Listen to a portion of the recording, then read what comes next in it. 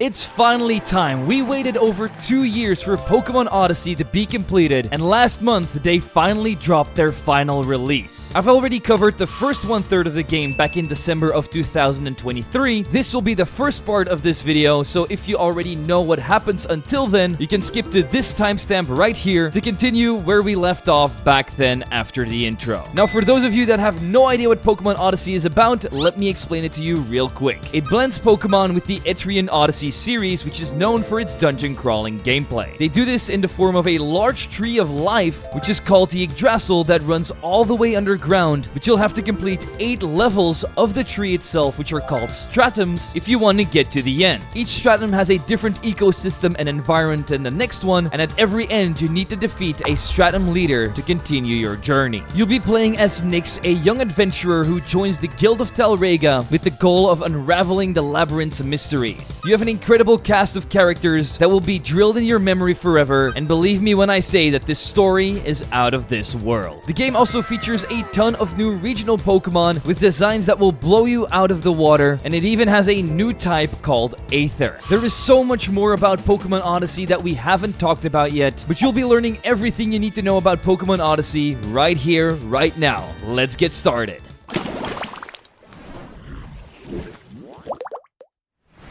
The game starts you off with some lore about the Yggdrasil, which is also known as the World Tree. Kind of reminds me of Elden Ring a bit. Underneath it is a labyrinth dug by the roots of it over the millennia. What lies underneath it, and what do you want to achieve once you get there? All those questions is why this tree is so popular and why so many people come to try and take it on. And one of these people is a young girl named Nyx, and we'll be going over her story today. On the first day, her trusty partner Pokemon Porcelain and Minun wake her up. They seem to be worried about something as she's grabbing all the supplies she needs to go on a journey of some kind. She's currently living on the island of Fibernia. Unfortunately, she's unable to find the item that she's looking for right now, but then her big sister Amy comes along and helps her out. She was looking for the Pokeballs of Porcelain and Minun, and they were in the top drawer all along. Just like when I ask my mom for something and it's not there, but when she looks, it all of a sudden just appears out of nowhere. Amy is also an expert explorer from the Adventurers Guild, which is located on the island of Talga, and this is also where we're heading right now for Nyx's very first day. After putting Porcelain and Minun in their Pokeballs, we head over to the nearby forest to capture our Nyx team member Lotad, who doesn't love a little Mirror B reference, although we're going to have to trade the little guy away, sadly enough. They also gave an entire new look to the Pokemon centers, and there is no Nurse Joy anymore. Now we have the beautiful Guild Lady instead. I know Brock will be missing her, but this is a nice change of pace. If you decide to check out the market, you can see that potions have been renamed to Medica, and escape robes are now Ariana Grande threads. Once we're done stocking up on items, we take the boat to Talga, and we see that there is a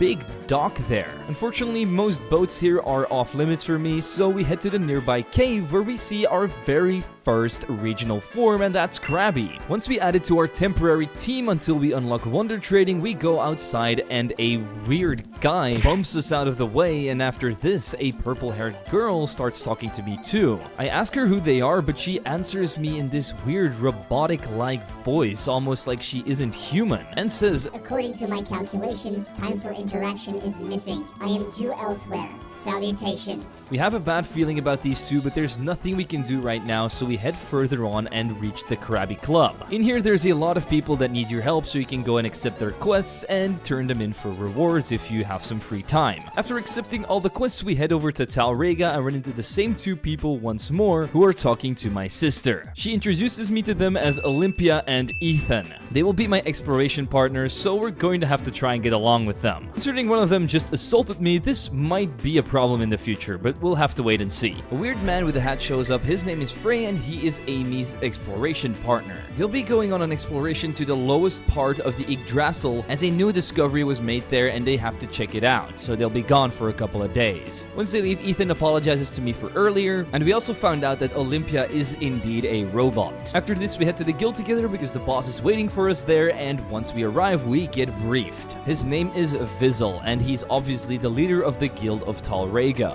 He's a little bit weird because he talks to himself a couple of times in the conversation, but he also mentions that the best way to make friends is a good fight, so he orders me to fight both Olympia and Ethan, so that we can become more acquainted with each other. First up was Olympia with her Mawile and Porygon. I do like that she has a Porygon because this really shows her robotic side more, and it's incredibly easy for Biddy and Bonnie to make her circuit malfunction with a couple of electric shocks. Our next opponent will be Ethan with his Shroomish and Kecleon. Two pretty weak Pokemon, so we target the strongest one, Kecleon, first. After taking it down with Thunder Shocks, we then tackle the Shroomish out of here too, and come out on top as the strongest one of this team. As a reward, Abyssal gives me the Explorer Kit, which are just some basic materials to start you off on your journey. But we can't head into the labyrinth yet. First, we have to do a favor for Abyssal. We have to bring a professor and his assistant back here without any problems. They should be on our home island, so we should be able to find them pretty quickly. Before we start this mission, however, we go to this guild lady here who can take your Pokemon in for wonder trades. I trade away everything I have for a regional form of Smoochum, which is now a water type, and it now resembles a mermaid. The second Pokemon I got was a Tyrogue, literally the most useless thing ever because it only gets Tackle. And our third new team member is an Elekid, one of my favorite electric types once it evolves into Electivire, so I will definitely take the Plughead. We go back to the dogs and take a boat back to the mainland, and the first person we see in the town is actually him. His name is Renek, but the reason that he's late to the meeting is because his assistant's bag has been stolen by thieves, so we have to go and get it back before he can come with us. Me and the gang find an abandoned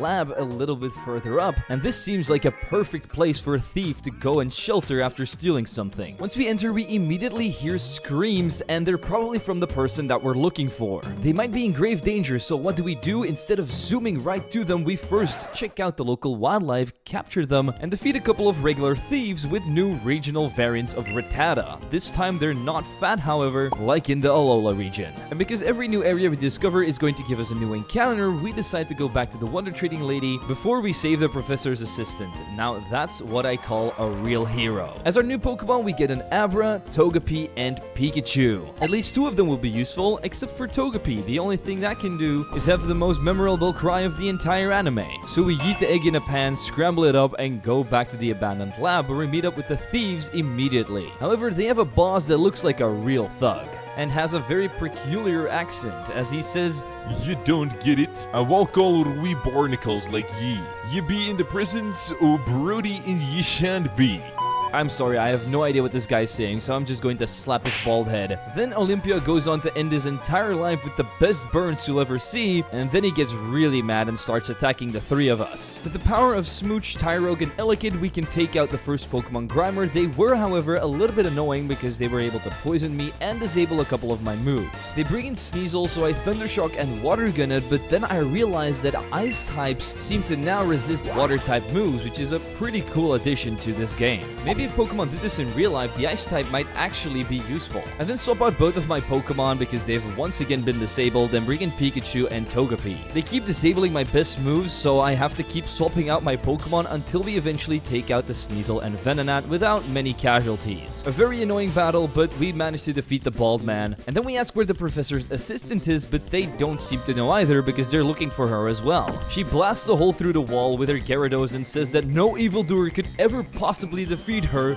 the mighty Annette. After introductions, we say that the professor is required of her assistance back at the port, so she heads off and we go back to Talga as well. We meet up with Abyssal and the professor straight away, but they are going off to the first level of the Draasal. We can actually go in ourselves too, but Abyssal decides to give us an explanation first because there is 8 stratums, which are basically 8 levels to the labyrinth. Once you get to the end of a level, you have to beat a boss in order to get access to the next one, so they kind of work like gym leaders. If you can't defeat them, there is no going to the next level for you, so you better be on your A game. Abyssal wishes us luck, and me, Ethan, and Olympia decide to do a race to whoever can beat the first captain the quickest. They both get a head start on me, but eventually we do also enter the first stratum and run into an FOE, which reminds me a lot of Persona Q2, where there's also FOEs. These are basically boss-like creatures that you can't capture and also have to try and actively avoid because they will otherwise kill your entire team. The first one I ran into was a Sandler that totally obliterated me, so after I knew this, I activated my 99 sneak I got out of Skyrim and dungeon crawled my way through this level. It's filled with trainers and wild Pokemon, so naturally I grabbed another Pokemon here and traded it away for a stupid Illumise, who's now a bug psychic type, so it might actually be useful compared to a regular one. Its design, however, stays trash. Speaking of psychic types, my Abra evolved into a Kadabra to make my team even more overpowered. With these new additions, I was easily able to reach the end of the stratum. Unfortunately, both of our team members have already arrived, so we're last in this race at the moment. Fortunately for us, the captain has not been found yet, and just when that happens, somebody steps out of their tent, and luckily for us, it turns out to be the captain, and her name is Karen. She's a little bit grumpy because we woke her up, but she's always ready for a fight, and in order to find out who's going to fight her first, me and the squad end up going for rock, paper, scissors. Real Chads always go for rock, so we end up winning, which means we can take on Cowgirl Karen. She starts off with two grass types, the Lombre and Lily. I lead with Kadabra and Elekid, and after the Lombre fakes me out, it immediately gets staticked, so Kadabra can take it out with two Psybeams straight after. Volbeat comes in, I try to hit it with a Psybeam and then a Shockwave, but it seems to have Lightning Rod, so instead of hitting it, I boost its special attack. This is a really cool ability for Volbeat because it is based off a Firefly, so they give light themselves. It also managed to confuse me, so my Kadabra goes down because it hits itself in its confusion and gets hit with a Fury Cutter and an Ancient Power to turn after. I bring in my own Illumise, and as I hit a Fury Cutter and a quick attack, the Volbeat heals up with Moonlight. So I start focusing the Lileep until that goes down with Fury Cutters and quick attacks too, and then she brings out an Illumise of her own. Just one quick attack and Fury Cutter, and that thing goes down quickly, so it's only Volbeat remaining, and because Fury Cutter's powers has been built up so much right now, we can just slice it in half with one more and win our first Stratum boss battle. She says that I'm crazy strong, but she expected nothing else from Amy's little sister. Ethan and Olympia are up next, and they also defeat her without many problems, which means we can now enter the second level. We group up and congratulate each other for winning our first battle, but then an earthquake happens from very deep in the Yggdrasil. However, with caution, we still proceed and head to the base of the World Tree. Another earthquake happens, and we're wondering what's actually going on in the depths of this World Tree here. That's when we cut to the POV of my sister, as she is exploring it with Frey. They found a temple all the way at the bottom, and my sister says that they have to report this back to the guild. But Frey has different plans, as he presses a button which opens up the door here. He says, "Thank you, Amy, for bringing me here, but I don't need you anymore." Amy knew all along there was a mole, but she never expected it to be Frey. She tries to stop him by throwing out her Blaziken, but it's too late. They then go to talk about a prince which should be in Amy's pocket, but she seems to have dropped it somewhere. I have no idea what they're talking about, but this makes Trey incredibly mad, and the final words of my sister are, "Nix, I'm sorry to leave you such a big responsibility, but I know you can do it. I believe in you." And that's when Trey kills her in cold blood. Frey then shouts, "Brothers, it's time to get out of this prison and claim our victory over the Yggdrasil." Not knowing of anything that just happened, the gameplay cuts back to us, as we can finally enter the World Tree. In here we capture another Pokemon, but we also find out that the second stratum is actually a desert. It's really cool that there lies a desert underneath all of these roots, and I'm very much wondering what the other levels will be like. But before we uncover those mysteries, we get interrupted by a thief from earlier, and after he bumped into Ethan, he seems to have stolen his medallion, so we have to go after him to get it back. But first, we do another wonder trade. This time we get the least popular Pokemon of all time, Charmander. And if you decide to head back to the guild, you can now just teleport to the stratum that you last visited, which is a nice little feature. And I guess it also replaces the Fly HM. Inside of the desert, we find a cave where we capture another Pokemon and run into a trainer with a regional form of Sandshrew. No idea what typing it is, but I'm kinda liking it. However, it's not as good as the Alolan Sandshrew. I just love that little igloo boy. We get our ass whooped by a trainer because there's not really any Pokemon centers around yet, so we once again get sent back to the guild and do some more wonder trades. We get a Chikorita now, which is just a stupid potato with legs, and the cutest little balls feel. We evolve our Chikorita into Bayleaf straight after and also get Charmeleon. We run into into our second FOE inside this cave as well, a level 38 Steelix, only this time we actually managed to defeat it because, as we all know, Steelix is really slow and its special defense just sucks. We get out of the cave and run into Ethan and Olympia again, but they have lost the thief. That's when we run into another adventurer named Kit. She's a fellow adventurer and might know more about the thief, so she tells me to come to her base camp where somebody might be able to help us out. Even though we don't fully trust her, we have no other leads, so we follow her back to her camp, where she says that the gang that stole from us is called the Desert Bandits and that they've probably returned to their base.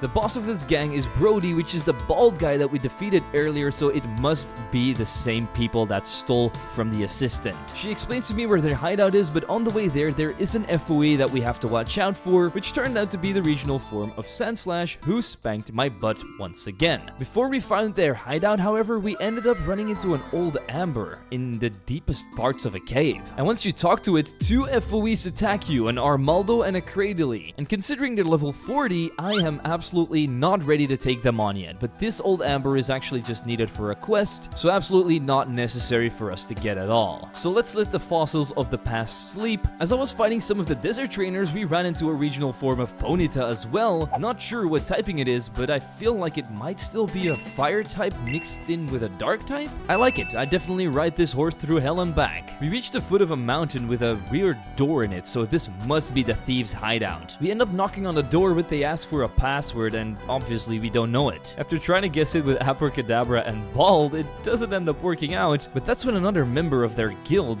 starts running away from us, so we chase after him and find him all the way at the end of a cave. We defeat him in a Pokemon battle, and we promise to let him go if he gives me the password, which turns out to be yes, not Chansey. A weird password, but this guy is going to go get some milk, so I guess his days at the guild are numbered. We head back to the base, give the password, and safely enter. We then barge through everything in here, we take down all of their members, and end up finding their boss arguing with Olympia. He's calling him a bowling ball, which once again just gets funnier and funnier. I am very much liking the humor in this game, which already gives it a few extra points in my book. Brody recognizes me too, and we tell him that some of his goons stole an item that we need back, but he isn't working with us right now. Instead, he attacks me straight away, as Olympia made him very mad. He started out with a regional form of Mightyena and a Grimer. Kadabra one-shots this Grimer, but Mightyena finishes off Illumise in one hit. So Viper comes in, and together with Mightyena to take out my Kadabra, my Smoochum, and Pikachu before the Mightyena finally goes down by a fake out. The last Pokemon on his team is going to be Sneasel, and now it is 2 against 2, as I bring in Bayleaf.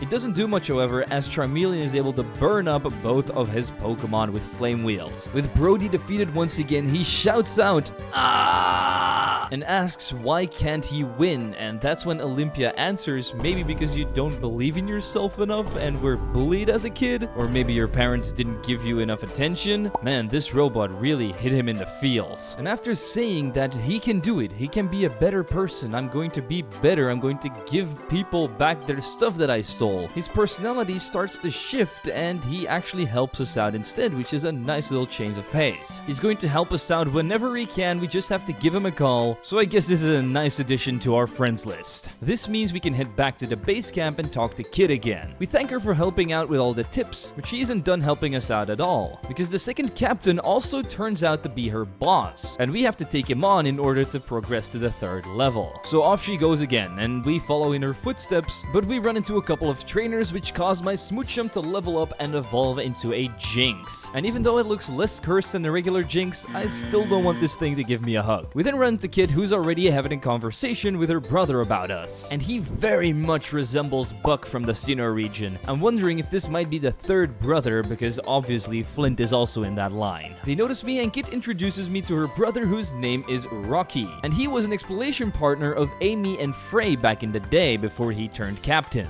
but we have never heard of him, which hurts his feelings a little bit. Ethan and Olympia also show up, but they're going to have to wait in line because we're taking him on first. He leads off with Skarmory and Gligar, so I send out a water pulse from my Jinx and take out that Gligar turn 1. A regional form of Aerodactyl comes in, and I think this is a dragon type, but I'm still not sure. But Pikachu goes ahead and electroshocks Skarmory. The turn after, we take out Skarmory and also water pulse the Aerodactyl. Then he brings out my little bro Marshtomp. Unfortunately, the Aerodactyl just goes for a rock slide and takes both of my team members out, so I send out Nana and Yuck to Psybeam and Signal Beam the Aerodactyl and finish it off. The last Pokemon on his team is Donphan, so I once again Psybeam and Giga Drain, which leaves it with like 1 HP, but then a high horsepower takes out Kadabra. I bring in Bayleaf, we use 2 more Giga Drains on both of the Pokemon, and our second boss battle has been defeated. You can really see that we're related to our sister, and then Olympia and Ethan also take him down, but only by a hair. They actually almost lost this time, so they definitely need to step up their game a bit. Just as he's about to grant us access to the 3rd level, another earthquake happens. He says that these earthquakes are normal and that he's going to contact the other captains to see what they can do about it and gather some more information about them. We still have permission to go to the 3rd level, but before we do so, we head back to the guild to do another wonder trade. This time we get a Teddiursa, which we immediately evolve into Ursaring. I mean, it would be really nice if Blood Moon Ursaluna was in this game, but I highly doubt it. We go back on our way and run into 2 more adventurers, and they say that Trey and Amy's last expedition was a disaster. Trey was brought to the hospital, and Amy seems to have gone missing. Nyx gets really nervous because she wants to know what happened to her sisters, so Ethan and Olympia try to calm her down. But it's of no avail because she doesn't even know who these 2 people are. How do they even know her sister? How can she trust them when she knows nothing about them? Ethan says that her sister ordered them to not say anything to her until they reach the 4th stratum. Obviously, Nyx doesn't like this super secret plan and gets even more mad, and that's when Ethan says that they can probably do this mission without her, and that's when the gang splits up.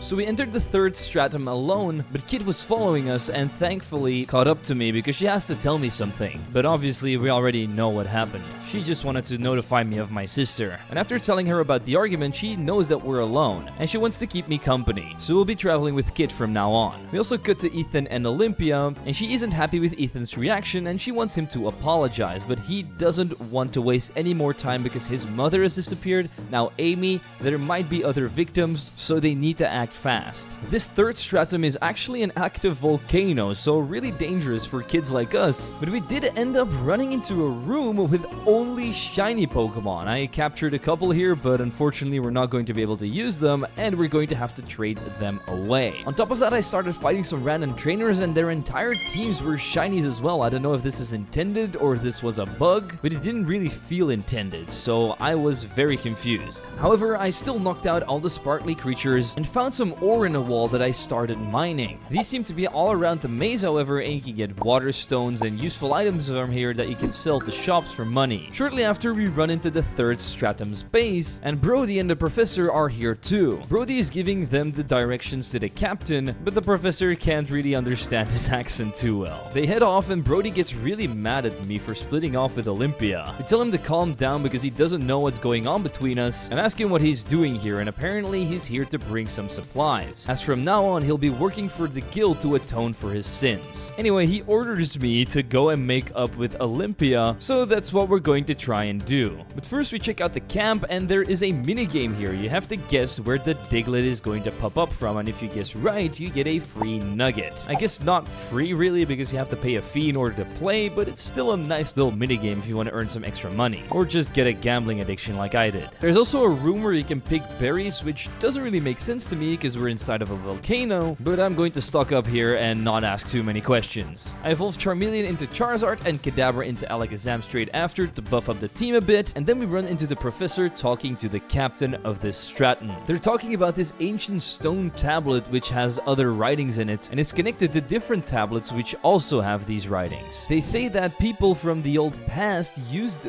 this stratum in particular to sacrifice their souls to something, and the only thing they knew about this something is that it's probably a deity, which means that they might be running some kind of cult. That's when they stop talking because I, the new challenger, have arrived, and we need to defeat the next captain, Manu, whose design kind of reminds me of Malo from Sun and Moon a little bit. Before we take her on, Kid has a message for her from Rocky, which probably has to do with the earthquake, so after the introductions, they go on to talk and we check out the tablet. Even though it's written in an alphabet we've never seen before, we can somehow read read it and understand what it's saying. And it states, "To thee we offer our service, O granter of knowledge. To thee we offer our spirit, O granter of energy." And the damaged part that Manu couldn't make out says, "May our offer free thee from thy prison and return thy original splendor. May the children of the holy tree perish beneath thy magnificence." And then all of a sudden my head starts hurting really badly, and Kit tries to keep me conscious, but it doesn't work, and I seem to get some kind of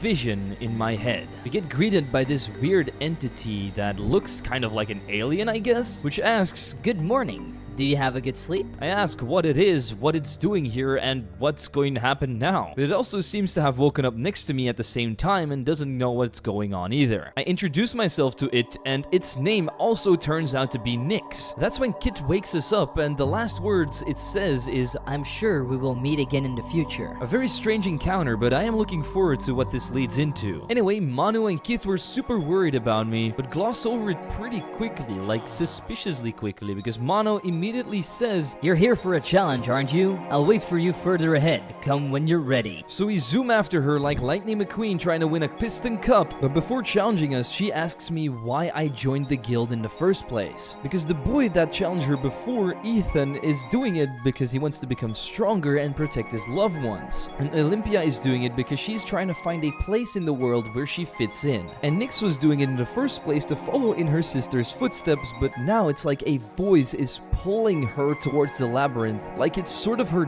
destiny to try and get to the end and discover all the secrets. Manu thinks this translates into me not having enough drive. I need a clear goal, otherwise I won't get far. And this is honestly the same as in real life. But she hopes that I can find my goal in this battle that we're about to start. So the only thing we can do is try. She has a very strong Sun team, starting out with Ninetales and Leafeon, but this also strengthens my Charizard. So we scorch it and Roserade with Flamethrower, while Jinx extinguishes Ninetales with Scald. Hisuian, Typhlosion, and Sableye come out, and with a mystical fire, my Jinx also gets burned and sent to the Shadow Realm. I bring in Ursaring, then Flamethrower the Sableye twice, and the last Pokemon she brings in is Entei. Together, they take out Charizard, so I have to bring in Alakazam, but he doesn't stand a chance against these two. Ursaring, however, is able to take down Typhlosion with a Night Slash, so I bring in Illumise, and once I hit a couple more Psychics, Entei finally falls too. Unfortunately, this battle didn't give me the answer, but I do want to make peace with Olympia and Ethan, so we should go and meet up with them instead. They should still be in the third stratum, so we might be able to catch up to them if we run really fast. Kid is also going to accompany me, but just when we're about to leave, we cut to the fourth stratum, where we see Rocky and Karen talking to each other. They're on their way to the underground city because they want to ask Frey some questions about the disappearance of my sister. We end up running into Ethan and Olympia just like we expected and shout out their names. But Ethan answers stone cold, "I thought I was clear. Why are you even here? I thought that this was over." But Kit jumps in and talks him down because that's no way to talk to a friend. Olympia also says that we have to make up, so he apologizes for calling me obnoxious and for not telling me what's going on, but once we get out of this stratum, he will tell me everything. But only if we're strong enough to handle the truth, and he's going to measure that by battling me. So let's show him what we got in store. They start off with a strong duo of Raichu and Breloom and set up a light screen which causes both of them to survive a Scald and a Flamethrower and counter back with a Thunderbolt to take out my Charizard first turn. And bring in Illumise, Psychic the Breloom out of here, and also Scald the Raichu one more time while Blastoise comes in. They smack around my bug really easily, so I bring in Alakazam instead, and while Jinx takes out Arcanine with 2 more Scalds, my Psychics aren't hitting Blastoise because of the Protect usage. He then takes out my Jinx with his Tauros, and I bring in Ursaring. Together with Alakazam, I Psychic and Slash it until it goes down, and he brings in his last Pokemon, Kecleon. I wish it was smooth sailing from here, but they Aerosphere my Ursaring, so I have to bring out my last Pokemon, Pikachu, too. I take out the Kecleon with Psychic, and Blastoise falls shortly after to my Electric Rodent, and that means we have passed the test with flying colors. Then in a flash, Olympia suddenly disappears, and a weird alien guy shows up and says, "Greetings, Prince." to Ethan, and he tells him to give him the medallion that he lost before. Ethan says that he doesn't know anything about a medallion, but the weird creature then says he's going to attack Kit, and that's when Ethan transforms into this other form, and he calls himself the Prince of Yggdrasil. The alien finally introduces himself as Kozuki, the Abyssal General. Ethan knows he can't beat this guy because he's way too strong, so he orders Olympia to go into assault mode. She was punched all the way through that wall there and comes out like nothing happened within this very menacing robot form that's ready to tear this guy to shreds. They start fighting and we ask Ethan what's going on, but there's no time for explanations and they need our help. Just when we're about to jump in, a hooded entity shows up and starts taking on Ethan while Kozuki is going to deal with me in a Pokemon battle. Let's show these guys that if they want to take over the Earth Tree, they're going to have to go through us first. Their Hariyama and Ursaring waste their first turn setting up helping hands and belly drums, so we take them out with flamethrowers, scalds, and air cutters. Annihilate and Walrein come in. So once again, we air cutter, scald, and use Giga Drain until they are both down. I wish it was different for Gramble and Slowking, but flamethrower, scald, Giga Drain, that's all we need. With Kozuki defeated, we see that Ethan and Olympia managed to defeat the other entity as well. Before we find out who it is, they managed to flee the scene without us knowing where they went. We ask Ethan for some explanations because obviously we have no idea what just happened and we need answers, but then we get another one of those visions from before. It's the other Nyx once again,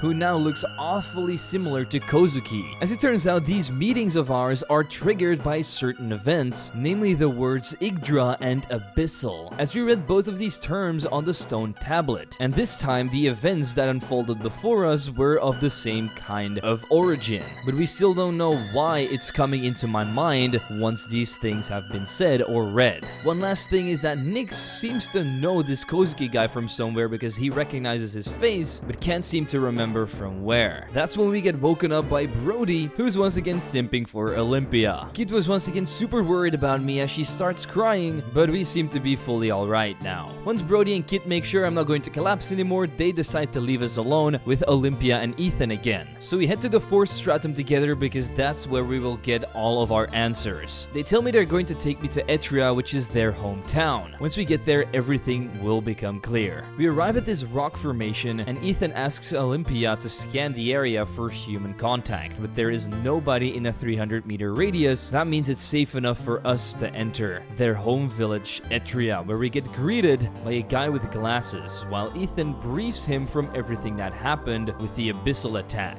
He introduces himself to me as well as the intelligent and magnificent Silva. That's definitely a way to humble yourself, and he also doesn't have time to explain everything to me, so instead he's going to bring me to the king, who can then explain everything to me himself. On our way there, Ethan tells us about the time where he met my sister. As it turns out, he tried to sneak away from this place, and while he was in the labyrinth, some Pokemon attacked him, and that's when Amy showed up and saved him. And as a reward, Ethan brought Amy to Etria to reward her, and his father, the king, got very mad for this because number one, he escaped, and number one, he took an outsider to this forbidden land. But after meeting Amy, his father was really relieved that she in particular saved him, and so they provided her with all the secrets of the Yggdrasil and the labyrinth, while she provided them with information and technology. And she's also the one who taught him and Olympia how to be Pokemon trainers. And all of this is why my sister was never home and told me nothing about these two, because she had to keep this sacred world a secret. And why at this time does she want to involve me in all of this? Well, Ethan's father, Ramon, might know the answer, so let's go talk to him. He tells me to come forth. My sister told him a lot about me, which is a great thing to hear, and he's going to try and answer all the questions I have. An even better thing to hear. Millions of years ago, there was a powerful sentient being capable of creating life from nothing. This entity was called the Yggdrasil. In appearance, she was feminine, graceful, and compassionate. She managed the cosmos and protected it from any danger, and she was to many people a real goddess. However, one day the peace was disturbed and one of the planets she was managing was suddenly out of life. A couple of days later, it happened again to another planet. As it turns out, an abominable being was traversing space, feasting on everything that had life, and this entity was called the Abyssal God, and its power was almost on par with the one of the Yggdrasil. So she stood up to it and they fought for millennia up until the Abyssal God was wounded and fell onto a small blue planet. And the Yggdrasil followed it and imprisoned it in the depths of the earth while shaping her body into a gigantic tree and digging tunnels with her roots. This means that the labyrinth is alive and itself isn't more than an immense prison meant to keep this Abyssal God at bay. The people that live here are the descendants of the Yggdrasil, and the Abyssals are obviously the kin of the God of the depths, created to move war against them. They thought they were sealed away to put an end to the war, but recently they have been showing up again, as some of them managed to escape and they are now plotting a revenge strategy to get their god back. Unfortunately, the queen is already fallen to them, and with everything that's been unraveled recently, he thinks the mausoleum has been violated. So in order to fight them off once more, they need as much help as they can get. But for now, my mind is only focused on one thing, and that's my sisters, so I don't want to help them out yet until I have every answer I need and I know that my sister is either safe or not. The king respects my wishes, and if we do decide to want to help them out later, we can always come back.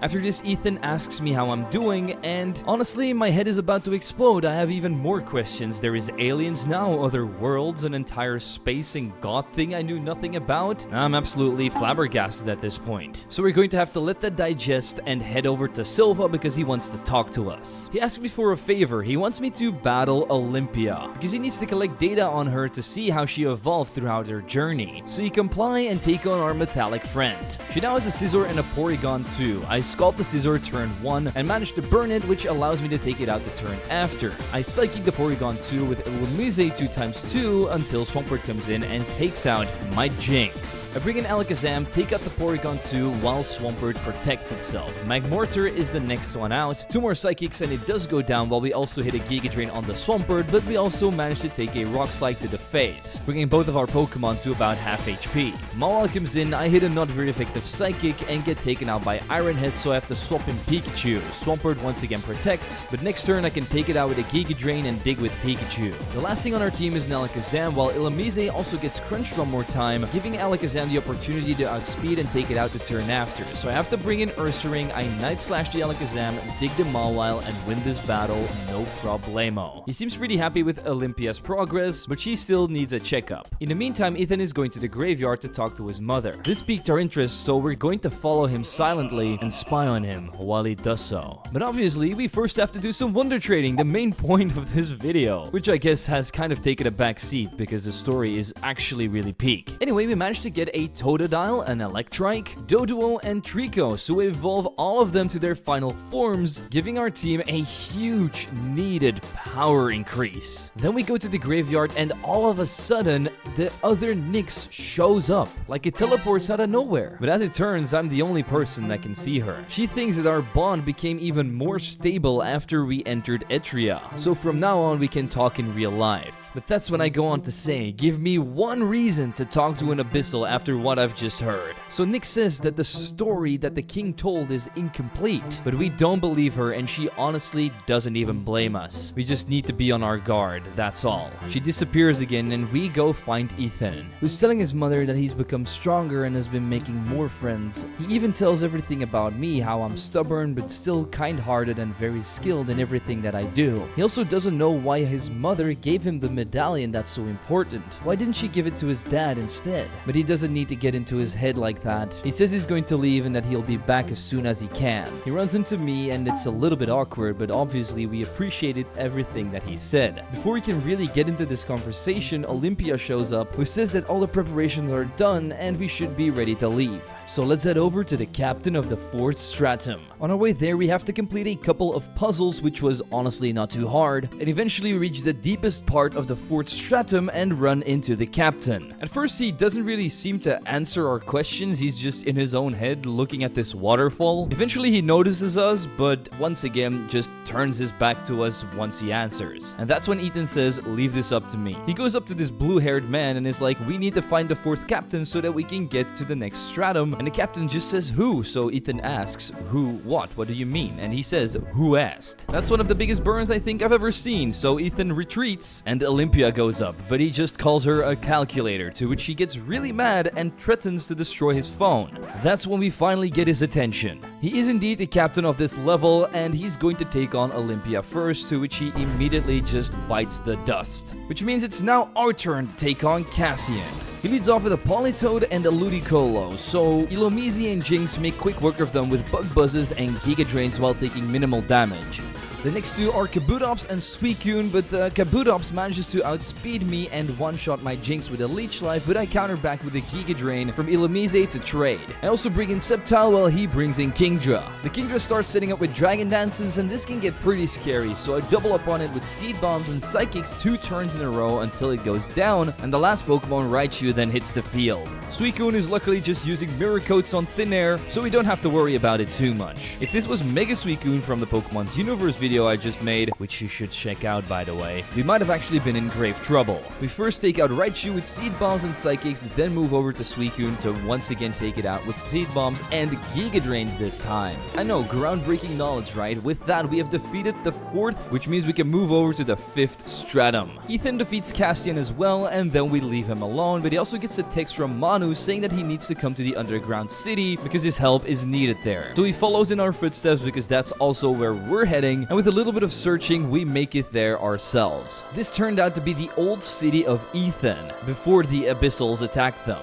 On top of that, this was also the capital, and it's a little bit depressing to see it like this. That's when we cut to Vizel and Manu, who are talking about all the adventurers that are missing because apparently the city was overflowing with them and now they're just all gone. All the guild staff is gone too, and there is no sign of Frey either. Unfortunately, there is also radio silence from Rocky and Karen, who were investigating all of these matters. Then it cuts back to me and it's time for us to explore this underground city some more. We head to the infirmary together where we can heal up our Pokemon, but there's nobody here, so we tell Olympia to scan the area and there is zero presence of other humans here. Then a weird glowing light comes from the east of the building, so we have to go and check it out. We see Frey fighting Rocky, and he says it's nothing personal because he's just following his lord's orders and Rocky seems to be in his way, so he makes him disappear. And Manu is up next as he's also threatening her, so we have to jump in and save her. Just when he's about to kill Manu as well, Olympia jumps in and attacks Frey. We join her as well, and Frey says, Hello, Nyx. It's been a long time. to which she doesn't answer. That's when he says, Obviously, you're not much of a talker with the disappearance of your sister and all. that's when I finally get mad and say, where's my sister? What did you do to her? He says I can join her if I want, and then pulls off his mask, and obviously he turns out to be an Abyssal himself. So Ethan does the same, but Manu doesn't really know what's going on. Obviously we're going to explain everything to her if we get out of this situation alive. Frey realizes that he's outnumbered, so he calls both of his friends Kozuki and a hooded being by his side to help him out. I say that I'm going to take on Frey, but then Frey says that there is somebody else that would like to take me on instead, and that's their majesty, the hooded being. She takes off her robes and says, hello there, little sister. It's Amy, and she's been reborn as an Abyssal, all because of the Abyssal god himself. She also seems to have totally lost the plot and straight up attacks me with her Flutter Mane and Farigiraf.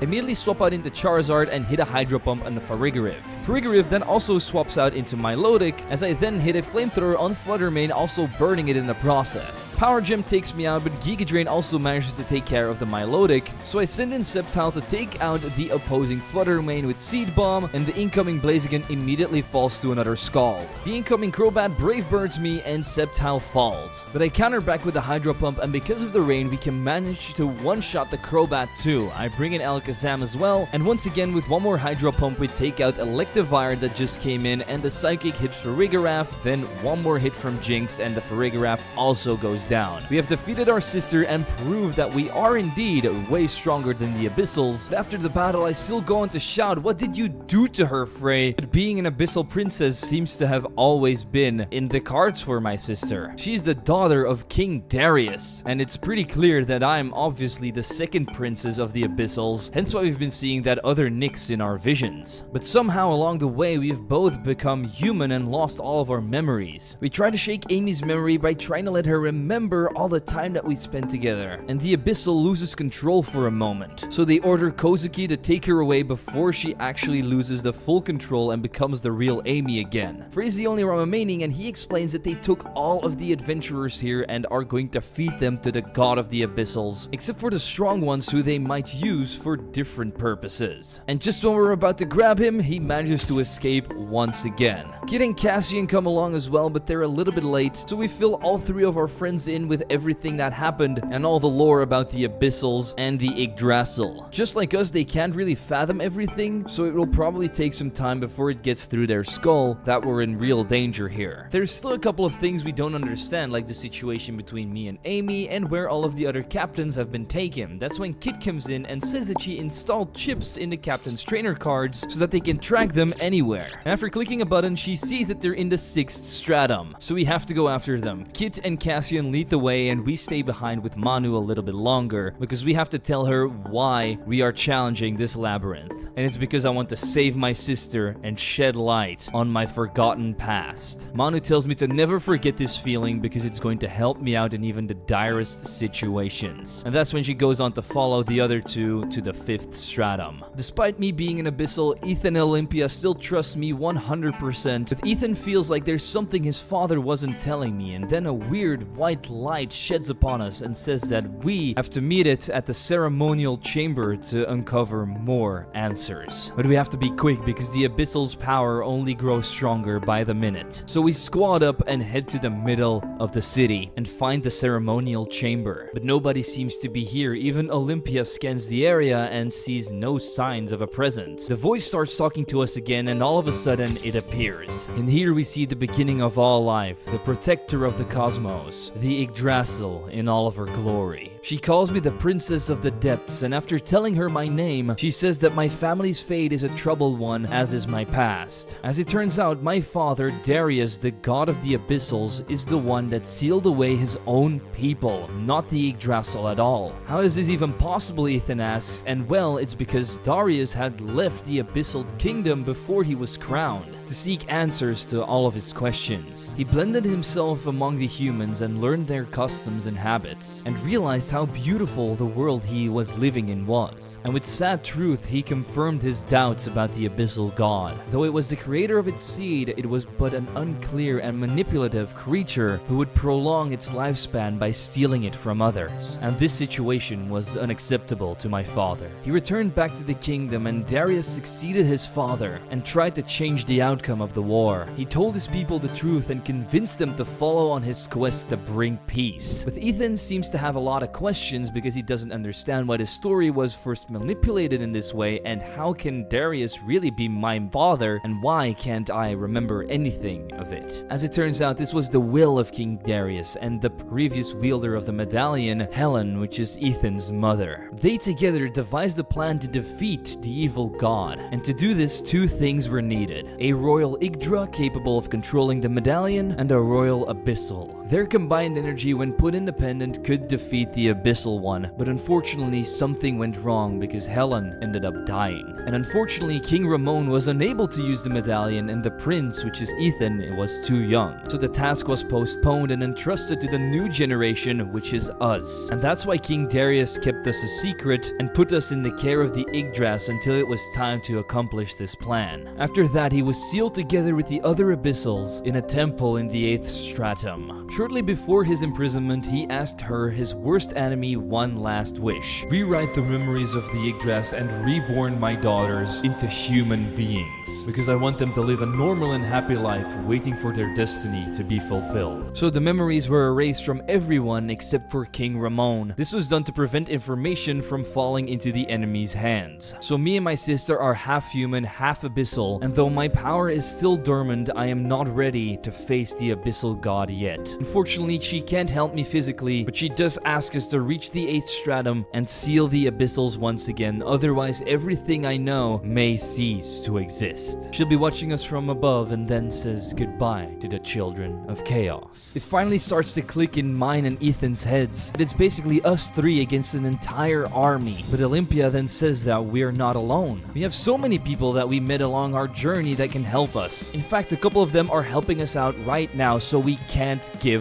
up. And there must be a reason to why we made it this far already. And if we can somehow convince the captain of the second half of the labyrinth to fight with us as well, we might be in a very good spot. On top of that, we still have to find Vizsla, Karen, and Rocky so they can join us too. So even though we're a little bit broken right now, we still have to keep going. So we start heading to the 5th stratum, which is where our journey got cut short last time. But this time, this entire place has opened up for me, and inside we find an entire temple. And for some reason, this place feels familiar to me. Ethan informs us that this is the Abyssal Shrine, so I tell him that I need a moment to catch my breath. When I'm finally alone, I summon my other self, who says that I need to shed my human skin and turn back into my regular form because that's just who I am, because I'm way too afraid of becoming a monster. But the other me tells me that I shouldn't be afraid, and that I should be able to rely on others from time to time because I won't be able to do everything alone. With these brain-scrambling thoughts, I head back to my friends, who want to head for the base camp immediately so we can reunite with the others. So we head out, but at the same time, our friends are still captured. Here we see Rocky and the mysterious adventurer talking to each other, but at a certain time, he mentions me and my sister Amy, and this seems to catch the mysterious man's attention and asks if we can tell more stories about us. Who can this man really be? For now, that mystery remains unsolved. So let's pan back to our main heroes to find out more. In this new version, there's a ton of new designs in Pokemon. That's why I will not be continuing the Wonder Trait Challenge because I want to check out as many of these new forms as I can. But let's check the ones we already have access to right now. First up is the Bug Psychic type Illumise, and I'm not gonna lie, I don't think you can do anything to make me like Illumise as a Pokemon. Then I headed back to the last base camp where I found out that there's a ton of new quests for me to complete. And if you want to complete the true ending of Pokemon Odyssey, we need to complete every single one of these. While I was at base camp, I checked my PC and did some evolutions. Starting off with Elekid into Electabuzz, who has now gained the Dragon typing and the hair of an absolute rock star. After this, we see the Grass Dragon type Meganium, whose breath would knock out any dentist. We also have the Sewer-dwelling Poison Water type Fraligator that looked amazing, and with these new Pokemon, I headed back to the Labyrinth. That's where I ran into an FOE Gardevoir that straight up looked like a fairy tale princess, but unfortunately we weren't able to capture it. Instead, I got myself some treasure and started to figure out how to get out of this place, because it was filled with puzzles where I had to pull levers to open up paths that were not accessible at first. This place was also filled with strange carvings of the Abyssals, which made me feel quite uneasy. But it also made me realize that we had to push on through to stop them. So I fell into some holes, climbed up some stairs, and made it to the next geomagnetic pole. Olympia also detects some enemy presence ahead, so we better be careful. So I decide to head back to Telreka to check out what the town looks like now. It looks even more beautiful than I can remember, so I start completing a few missions down here, feed my gambling addiction at the local lottery to win myself some evolutionary stones, and check out the battle house which you can use to grind up your Pokemon. After this, I headed back into the labyrinth, picked up some ingredients, more specifically black flowers which would be needed for quests later on, and once we head further up, we see two of our friends being attacked by these weird green creatures. Manu tells us to watch out, but it's too late. All three of us are getting ambushed. But we picked up something very unusual.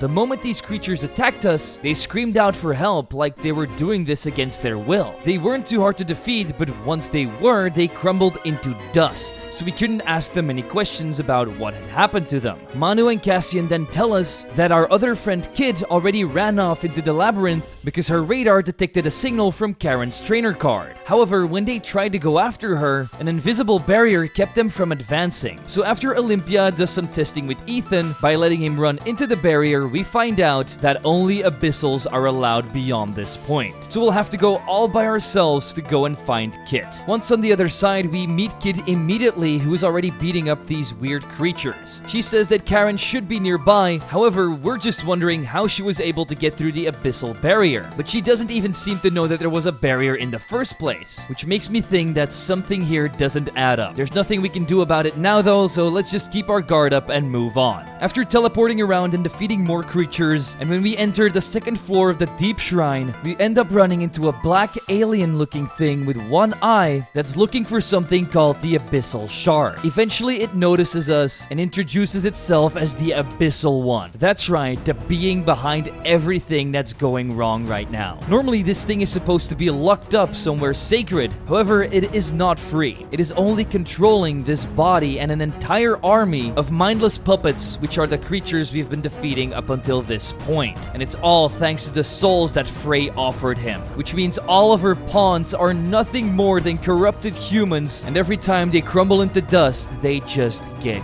kill. Of course, he finds their screams of agony delightful, and now he's going to use his new minions to dispose of us once and for all, so that he can finally get its revenge. Kid decides to help me out by holding back the minions, and in the meantime, we take on the Abyssal Aberration. Here we see a new form of Wigglytuff that it uses, which is now a ground normal type, as well as Cradily. So I set up a Calm Mind with my Jinx and use Bug Buzz to do major damage on the prehistoric plant. Little did I know that it was going to counter back with a Mirror Coat to one-shot my Illumise, and their Double Edge also did an insane amount of damage on my Jinx. So I brought out Charizard, used Giga Drain and Heat Wave to finish off Cradily, and on the upcoming turn we even destroy her Illumise with Hydro Pump. I then use more Heat Waves to skadoosh her Volbeat and Wigglytuff quite well, but in the end my Jinx got taken down too. I then sent out my Feraligatr and started spamming more Waterfalls and Heat Waves to finish off Wigglytuff, Volbeat, Cleavor, and what seems to be a full-on corrupted Tangrowth.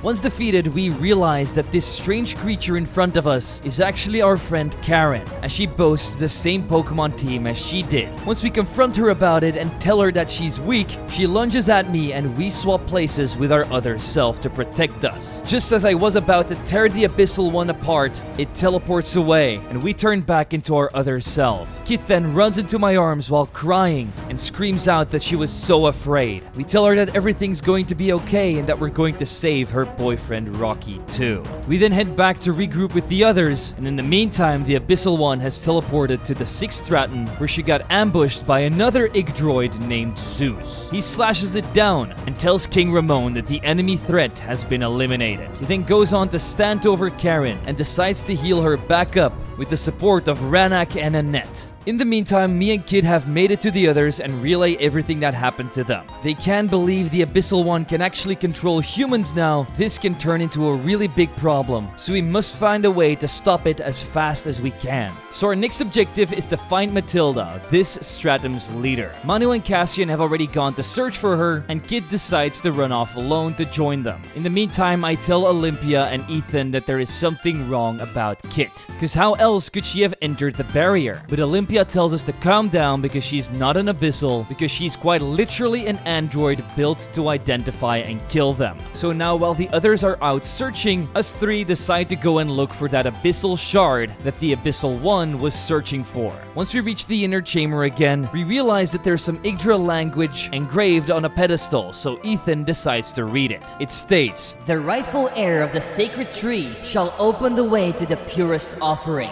The power harboring in the depths shall grant form to the immaterial, and together abyss and heaven will create a peaceful future. We immediately realize what this is about and lay all three of our hands on top of the pedestal at the same time. This opened up a secret entrance that led us to the underground passage. After a few minutes of exploring, we run into a room where we see the Abyssal shard standing on a pedestal. After a few moments of waiting, a white light fills the room, and some of Ethan's and Olympia's Pokeballs start lighting up. More specifically, they're Kecleon and Mawile. These are the Pokemon they have the deepest bonds with, and when they throw them out, we see that they have transformed into a way stronger being. More specifically, their Abyssal forms. The same would have happened to my Porcelain Minun, but unfortunately I traded them away 2 years ago, so there's no way of getting them back. But this is what they're supposed to look like if you were curious about it. Olympia decides to name these new forms Battle Bonds and would love to see what their new power levels are like.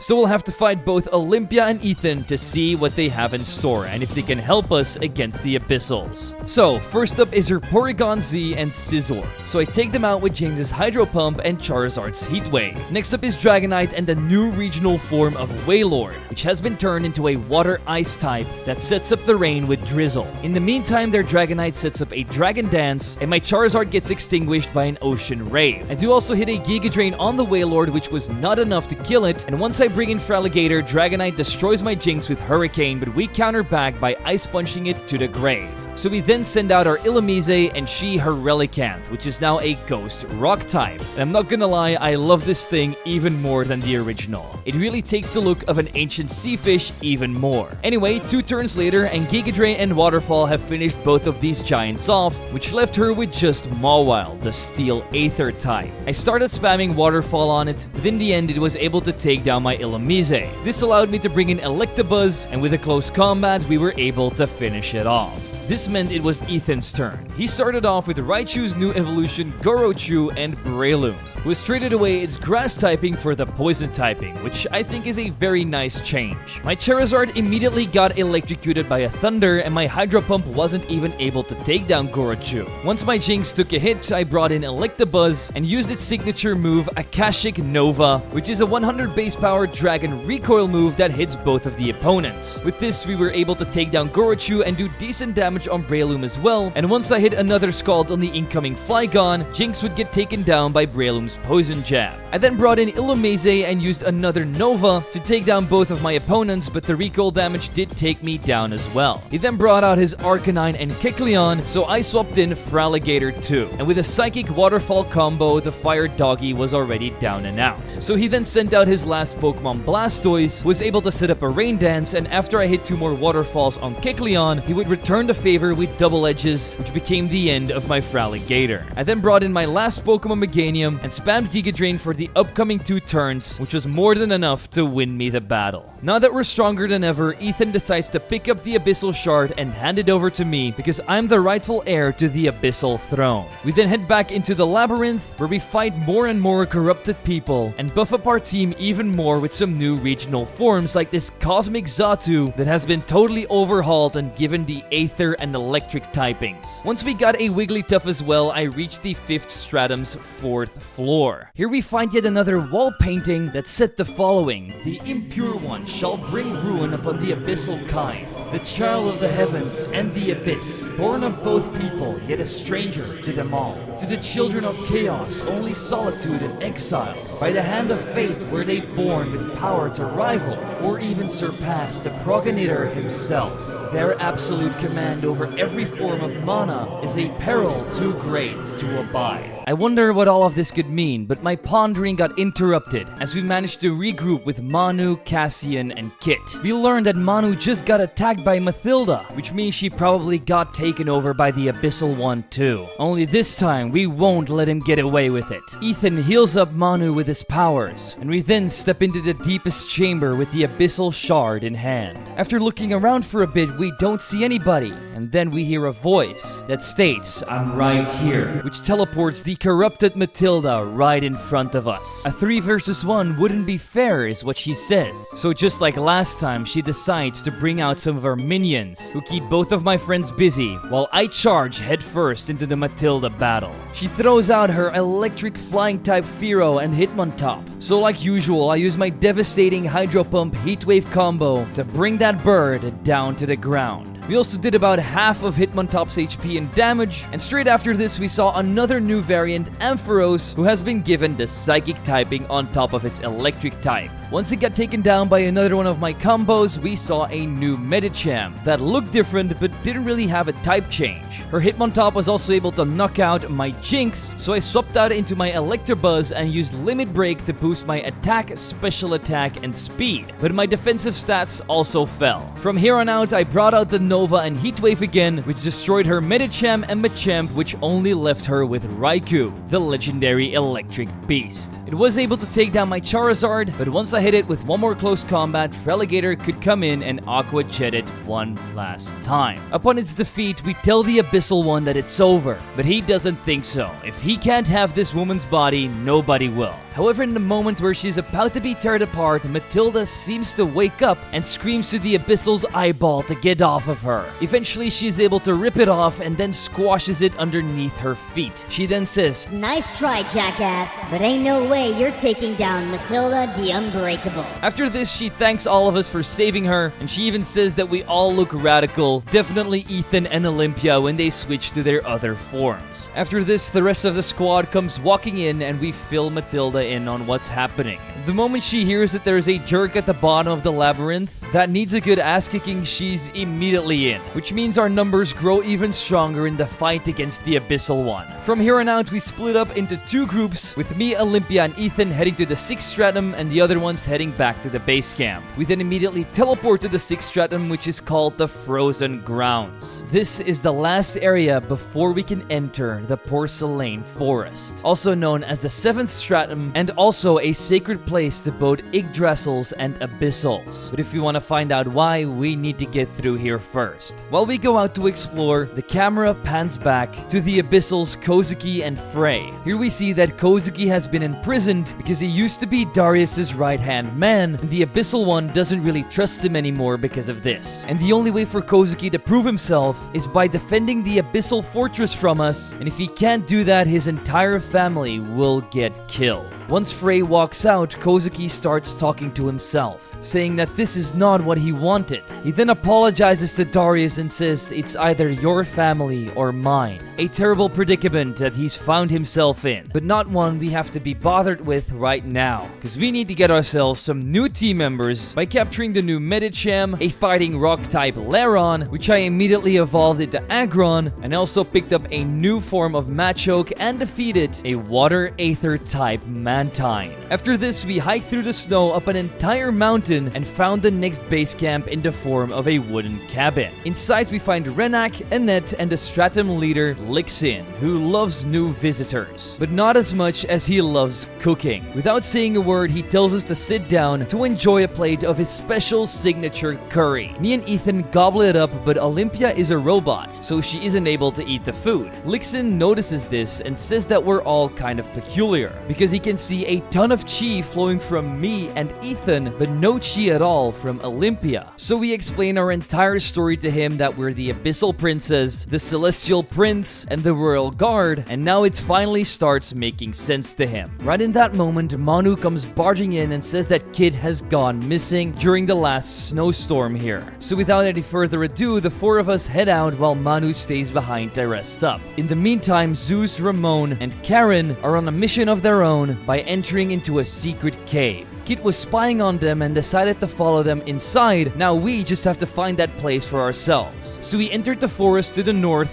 That's where I was met with dozens of ice puzzles. With 20% of my maximum brain power, I managed to get through most of it, and I was even able to get this dark poison type Absol. After adding the Deathbringer to our arsenal, we reach the cave entrance where Olympia warns us that there's Abyssal Ones inside. But this might also be the place where Kit is, so we have no choice but to push onward. After looking around, we notice that it's actually the Abyssal Fortress, a very dangerous area for us to be in right now. However, further up the hallway across a cliff, we see Kit and ask if everything is alright. We tell her to come back to base camp, but she wants to find Rocky first because she knows he has to be in here somewhere. So she runs off further into the forest, which forces us to go after her. While traversing through this place, we find many traps and puzzles that needed to be completed, like levers that had to be pulled in certain orders to open up hallways. And this place was also crawling with corrupted humans that we had to defeat. After running through the corridors of this place for around half an hour, an earthquake suddenly shakes things up. We run into Kid again, who has already found Vizzle, which means Rocky should be around the corner too. So they're going to rescue him and get out of here before it's too late. Once they run off, Lixin tells me to stay back and jumps in front of me because one of the Abyssal's eyes was about to pounce on me, and now it has taken over Lixin's body, just like he did with Matilda. And in order to get it off of him, we need to defeat him in yet another battle. It seems like he usually runs an ice-type team, because he has a Glalie and Frostlass that set up the hail on the first turn. I went in with Wigglytuff and Agron, who could use Fake Out and Ironhead to flinch the Glalie and bring down the Frostlass to like 1 HP. A few more Blizzards then came my way, which allowed them to kill my Wigglytuff and nearly Agron as well.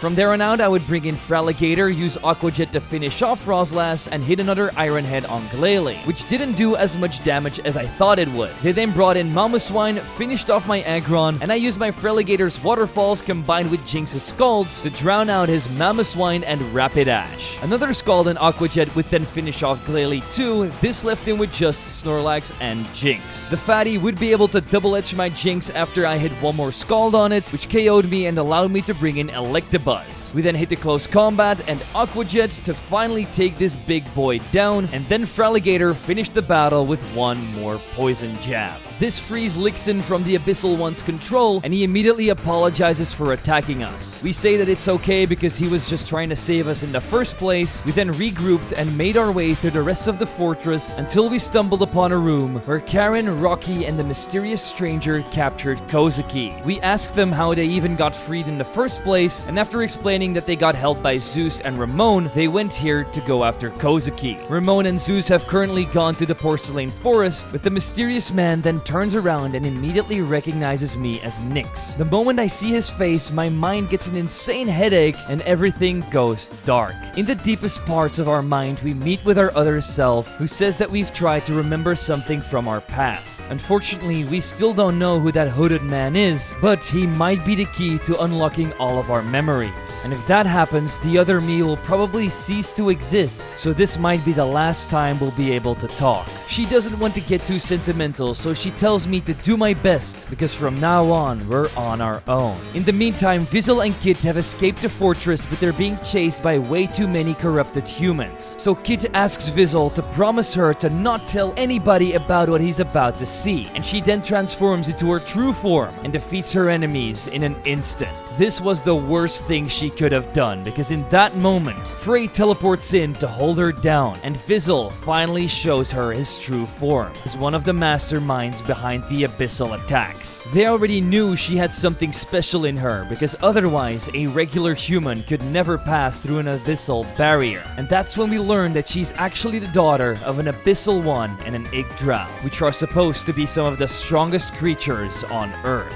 She tries to fight her way out of this situation, but she's not strong enough yet, and in the end she falls victim to Vizzle's mind control, as they turn her into the 4th general named Nephilim. Back in the base, I've woken up from my little blackout. It's been 3 hours since we were knocked down, and in the meantime all the other captains have already left for Porcelain Forest. However, the hooded man is still here, so we must go talk to him. While I'm heading out to see him, Lixing is trying to get something out of Kozuki with his curry. After a lot of trying, he eventually finds out that it has something to do with his family, as he gets really emotional when he takes his first bite of curry, saying that it reminds him of his wife's cooking. We pan back to Nyx outside, who asks the man if we can just be with him for a while. He asks me if something is bothering us, so I tell him that I'm afraid of disappointing everyone, because there is something that we must do. But what if I fail? What if I'm not strong enough? After a short silence, he then tells me a story about a fool who thought he could change the world on his own. He was young, inexperienced, irresponsible, and would fail over and over again. The reason for this is because he could never get what he needed most, which was someone that could help him out in times of need, someone he could share his burden with.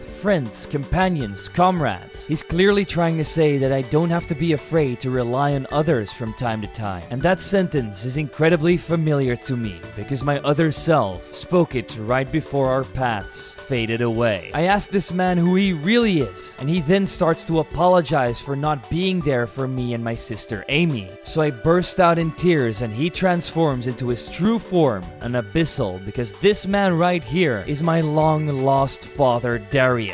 He already knows about everything we've been through and is so proud of his daughter, and he promises that we'll save our sister Amy too. After this wonderful reunion, we definitely feel better, and my dad then starts talking about the Abyssal Shards, so I show it to him, and he's surprised that it's in our possession already. So now we have to take this to the Porcelain Forest and perform a ritual. But before he tells me what kind of ritual, we need to relay everything to my friends. So we go back into the cabin and tell them about everything. everything. They're shocked to hear this, but also immediately accept him. But the surprises don't end there, because Lixin brings in Kozuki, as he wanted to tell all of us something. First up, he apologizes to my father and says that what he's done to our family is inexcusable. So my father asks him why he decided to turn his back on him. But Kozuki cannot spill those beans, but he won't oppose us anymore, although at the same time he also won't help us. At least not until something specific happens. And one last thing, if anybody else asks for him, tell them that he's been killed. From there on out, he wishes all of us good luck and bids everybody farewell too. Even though we don't know what's going through his head, we know it must be very important. But what's even more important is us joining up with the other captains in the Porcelain Forest. So let's roll out and get there as quick as we can. Here we meet Rocky, who's still searching for Kit, and right there in that moment, she shows up right behind him. However, there's something wrong with her because she smacks Rocky to the side, and then Frey comes up behind her and says that that's not her target. She's supposed to eliminate me. My father jumps in to protect me, and as king, he sentences Frey to death. But he doesn't care and reveals that Kit is a Nephilim. Apparently, she also wants to take revenge on Ramon, so Ethan wonders what his father has to do with this. Frey says that he should just ask his father because he'll be very happy to tell him one of his biggest mistakes. He doesn't explain what, however, and then runs off to do something more important, leaving the brainwashed kid behind to clean up his mess. So I tell my dad that he and Link should go forward to try and capture Frey, while the rest of us stay behind to find Kid because we can definitely handle her. Once they're gone, we end up in a fight against their Tyranitar and Claydol. And the Claydol you see right here is my personal favorite Pokemon in this entire game. I love that it has 4 different masks, with each one representing a different type and emotion. I absolutely can't wait to get one of these for myself. However, for now, we're just going to have to knock it out. First up, my Medicham uses close combat to break her Tyranitar into multiple pieces. They were able to set up a Reflect, but that didn't save the next Pokemon Gengar from getting sucker punched by Absol. We tried to do some more damage, but they brought out a Screamtail, which combined its play roughs with Claydol's Earthquakes to end off both of my team members and forced me out into Fraligator and Electabuzz. So I set up with my Electabuzz and used Waterfall to finish off Claydol, and then their Alolan Electrode came out. So I used my Nova Poison Jab combo to send it rolling, but due to the recoil damage and the Hyper Voice, I also went down. Jinx and Metagross then hit the field, which meant we could use Aqua Jet and Scald to blow away the Screamtail, leaving her with just Metagross. In the meantime, my Fraligator got taken down by a Psychic as well, so I brought in Xatu, and with a Hydro Pump Radiant Star combo, Kit's final Pokemon would be defeated. Me and Rocky try to snap her out of the brainwashing after this by saying that race or skin never mattered to him. He just loves this girl for the way she is. This seems to snap her back to reality for a second, and she tries to tell us something about Vizzle, but then she gets called back to the 8th Stratum and teleports away before we find out more. Rocky tries to run after her, but I don't have the strength to do so and burst out into tears. I start doubting myself again. How can I overcome this next part? How will I ever be able to defeat the Abyssals? So Olympia smacks me in the face and says that we're all in this together, and together we'll for certain be able to do this. But this entire encounter wasn't in vain. We learned some crucial information, like how Kid was able to pass through the Abyssal barrier, and that she wanted to tell us something about Vizzle. So now our next objective is to reach the next base camp in the 7th Stratum to inform everybody about what happened here. So I run into the cave ahead of us and teleport to the Porcelain Forest using a special crystal. Olympia and Ethan tell me this entire place is made by crystallized mana. My eyes then get blinded by a flash of light and I hear somebody calling my name. But Ethan and Olympia didn't hear anything as there are no other humans around within a 50-meter radius. So we just say that I imagined it because I'm tired and go back on our path. It turns out that voice was actually Amy trying to break away from her other self to warn me about what's coming up. She also says that Nyx and the others are coming here to put an end to all of these ambitions, and when they will, his dreadful name won't ever be called again.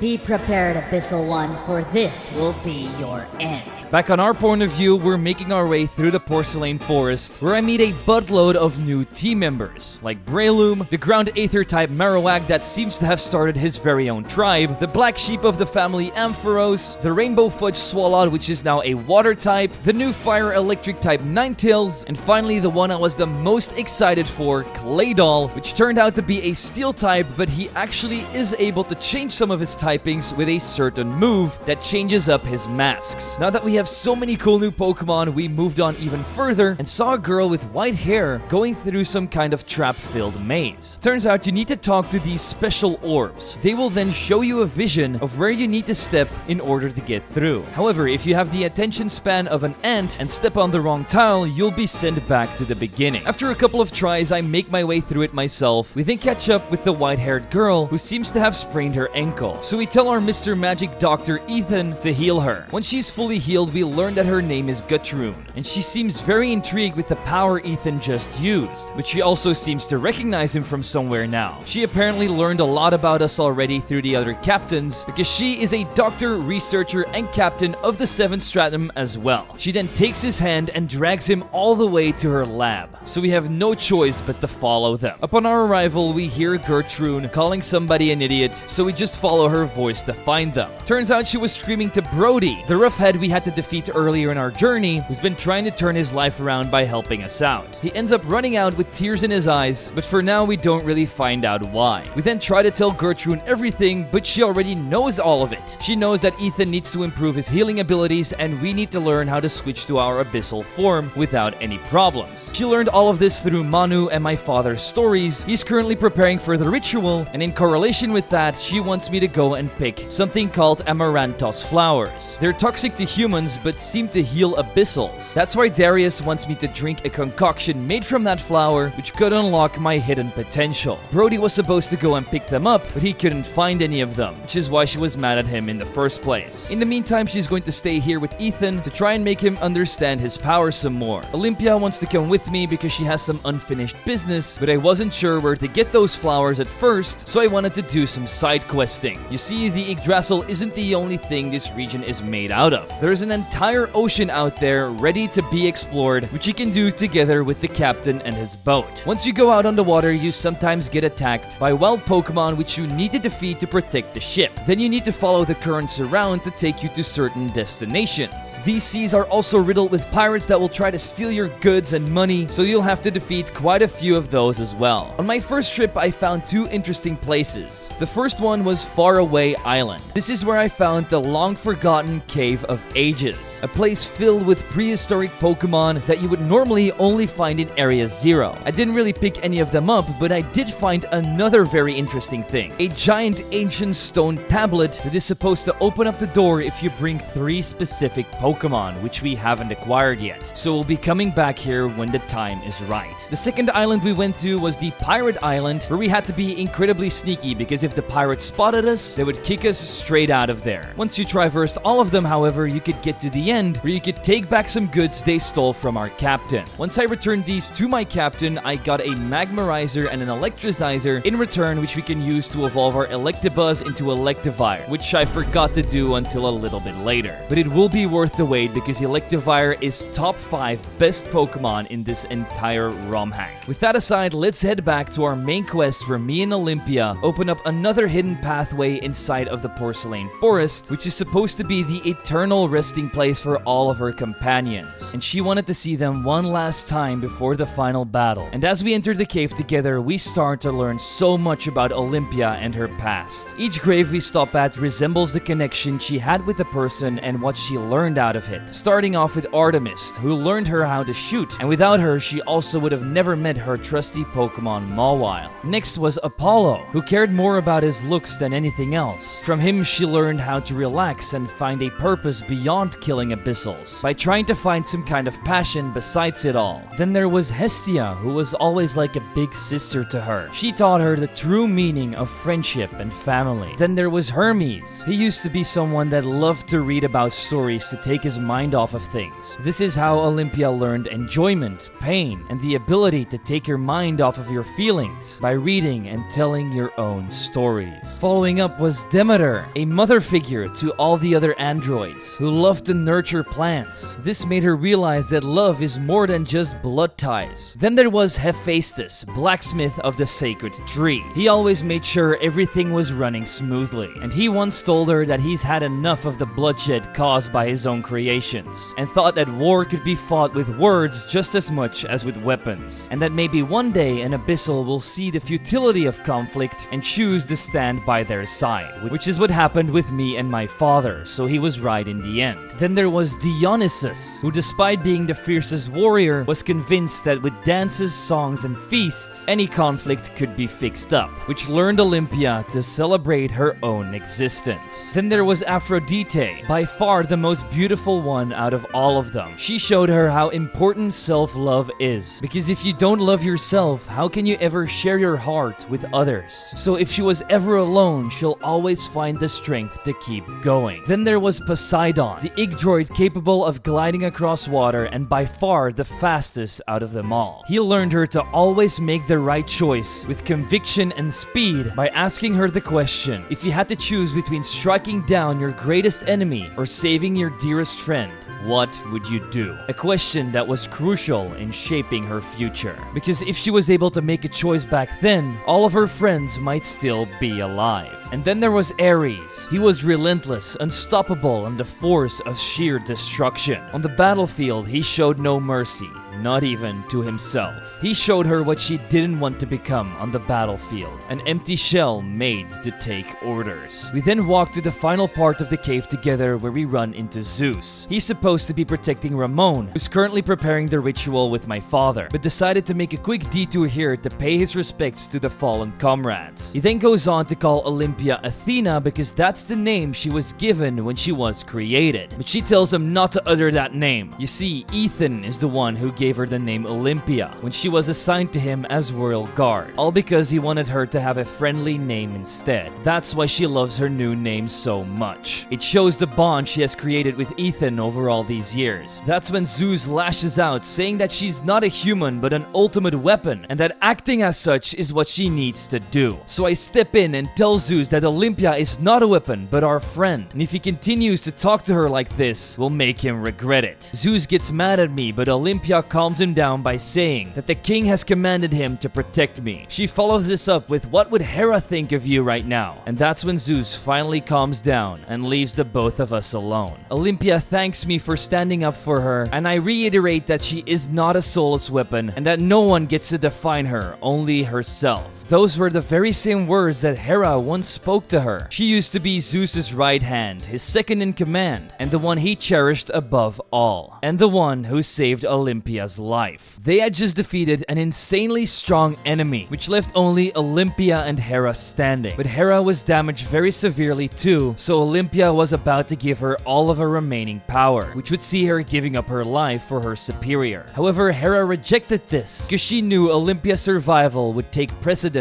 above all else. So instead, she gave all her remaining energy to her because Olympia carried the potential within her to go far beyond what any of the others possessed. Turns out all of this happened because Olympia hesitated to strike down an abyssal child, which is why they ended up being ambushed. But Hera tells her to let go of this guilt because anybody else with a heart would have done the same thing. And then she said her final words. You are not some soulless weapon. No one gets to define you. Only you do. So enjoy the rest of your life and protect Prince Ethan at all costs. That was Olympia's entire past. And while we see she's getting emotional, she does also accept that the past is the past and that we have to live in the present to make sure no one else has to suffer because of this war ever again. We promise to make this reality come true and pick up an amaranthus flower that seemed to be growing from Hera's grave, which felt like one last gift from the afterlife to us. With this flower, we went back to the lab where we presented it to Gertrude. She turns it into a special mixture that needs a little bit of time to settle in. So when is a better time for us to have a battle? We head to the back of the lab where we can go all out to try and defeat the 7th Stratum's leader. She starts off with 2 never-before-seen Pokemon, the regional forms of Arbok and Gallade. Both of these now have the Aether type added to them, but I wasn't too afraid when I started off with Jinx and Ninetales. I used the Giga Drain and set up with a nasty plot, which combined with Divine Storm the turn after, would see her Gallade be sent to an early grave. Next up would be the normal Aether type Blissey that could easily use you as a whack-a-mole machine with its hammer, so I hit yet another Divine Storm to paralyze it and take down the Arbok. At this point, we have sustained way too much damage on Ninetales, however, so a Radiant Star is enough to blast us away. After this, I send in my Claydol, and she brings out Gardevoir. I set up a Light Scream to shield myself from all of the special attacks she has. This made it quite easy to survive the following attacks, and after spamming Hydro Pumps, Flash Cannons, and Earthquakes, Gardevoir and the next Pokemon Swalot would easily easily fall. She then sent out her Abyssal, who was able to finish off my Jinx with a sucker punch, but I still have Marowak in the back. My tribal chief used 2 more earthquakes to defeat Abyssal and Blissey, which would see us win the fight against Gertrude. We then take a quick moment to admire each other's strengths, head back inside the lab to see that the concoction is finally done. It looked very vile, but Gertrude tricked me by saying that it was strawberry flavored, which was not the case at all, but at least we downed it in one go. I don't really feel any different, but that means the potion worked. Otherwise, I'd be crawling on the floor in agony. This means all of our preparations are done, so we can all go and gather at the Porcelain Temple. On the other side, Vizzle and Evil Amy are trying to break into my real sister's memories, where we learned that Vizzle was the one that set up everything. He told everybody that there was treasure in this labyrinth, convinced a wealthy explorer to mount an expedition to find this treasure, got him to establish a guild, pretended to be an orphan to fall under his wing only to be adopted, then climbed up the ranks and ultimately secured the highest position. Also, he could find a safe passage leading to the very depths of this labyrinth, where he would eventually stab everybody in the back.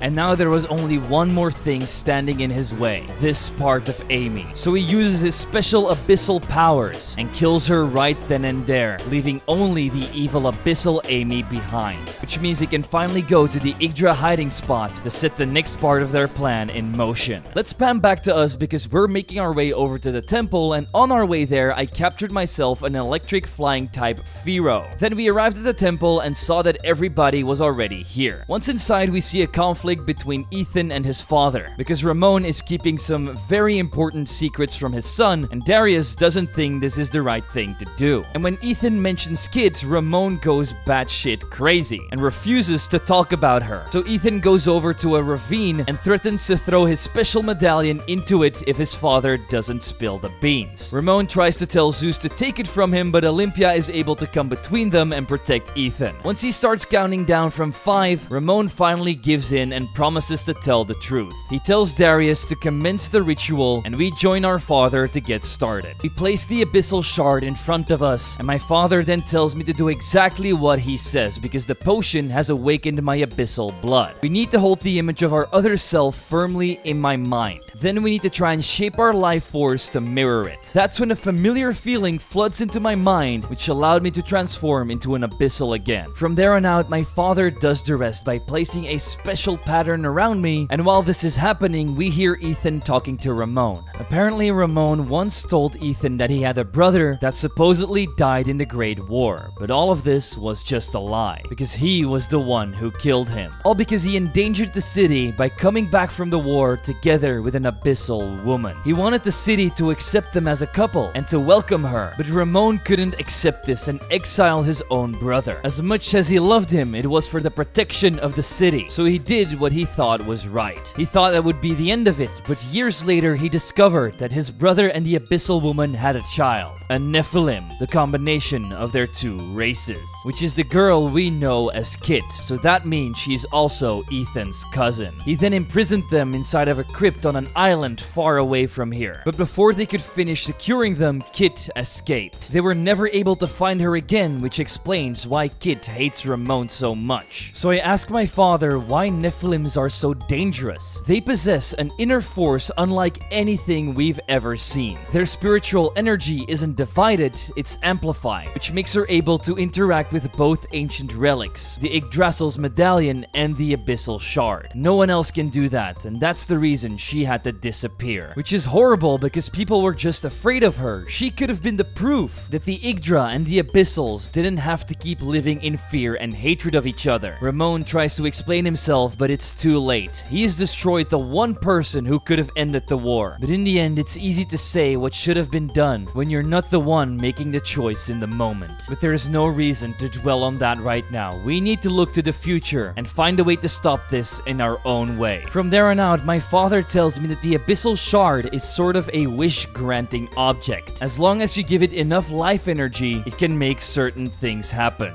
That's why he wants to give me this gift. He uses his own life force to transfer the Abyssal Eye to me, which will give me an immense amount of power. Once the transfer is complete, I look a little bit different, and it feels like I can move a mountain with my bare hands. Now that this step is complete, our next goal is clear, which is reaching the end of the 8th stratum. Ramon and Zeus are not going going to continue with us from this point onward and decide to go back to their secret kingdom. But just as they left, Olympia gets a message from the city saying that it's under attack by Abyssals and that we need to provide them backup as fast as we can. Otherwise, all the Yggdra people might be wiped out. So we travel all the way back to the 4th stratum and reach the royal palace, where Olympia can already detect that there's Abyssals inside. Ethan runs in to try and save his father and people, so we have no choice but to run after him. Inside, we find Vizzle sitting on the throne, almost like he's mocking us. Because remember, up until this point, we have no idea that he's an Abyssal, so we're all pretty confused about this. And that's when he finally shows his real self by transforming back into an Abyssal. And my father is shocked to see that it's actually his brother. Ramon shouts at Zeus to take him off the throne, but Vizzle doesn't seem too scared. And he even starts to toy with us all, saying that he has something in his hands. A couple of seconds later, he decides to throw it on the ground, where we're shocked to see that it's Zeus's head. He's already been defeated, which means he must have some kind of superior power, because otherwise Zeus would have easily slashed him up. We're all stunned to see that Vizzle was behind all of it, because he used to be our friend.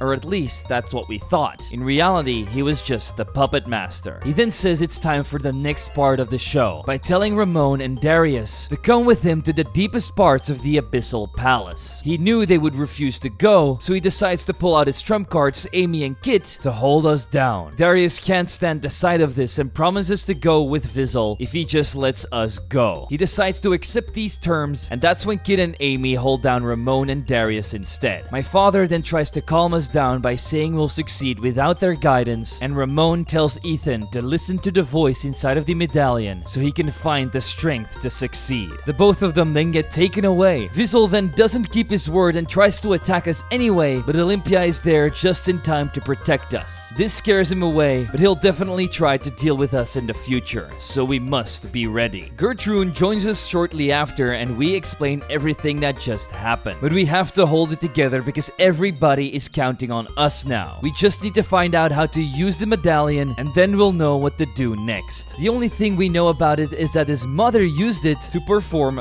miracles. But sometimes Ethan can feel energy flowing through it. And the place where this energy feels the strongest is at his mother's grave. Maybe because his greatest desire is that she would still be alive so he could tell her about all of our adventures. So we need to get to the graveyard as fast as possible to see if the medallion will react with her grave. Once there, Ethan explains what his mother was like. A very sweet and caring woman who believed in kindness above all else. The more he describes about her, the sadder he gets, and at one point he screams out, I'd do anything just to speak with her again, even for a moment. That's when energy starts surging out of the medallion, and he then uses his special powers to guide the energy out of it, which manifests into the spirit of his mother. Ethan jumps into her arms and immediately starts crying. She expresses that she's so proud of the young man he's become. She also thanks Olympia for watching over her son, and Ethan tries to explain everything that happened, but she already knows because she's always been by his side, listening every time he spoke a word. But in the end, Ethan was the one that couldn't hear her, because she was the voice inside of the medallion all along. Because this medallion is nothing more than a link to the goddess's energy and to the souls of the other Yggdras. And the purer and stronger your desire is,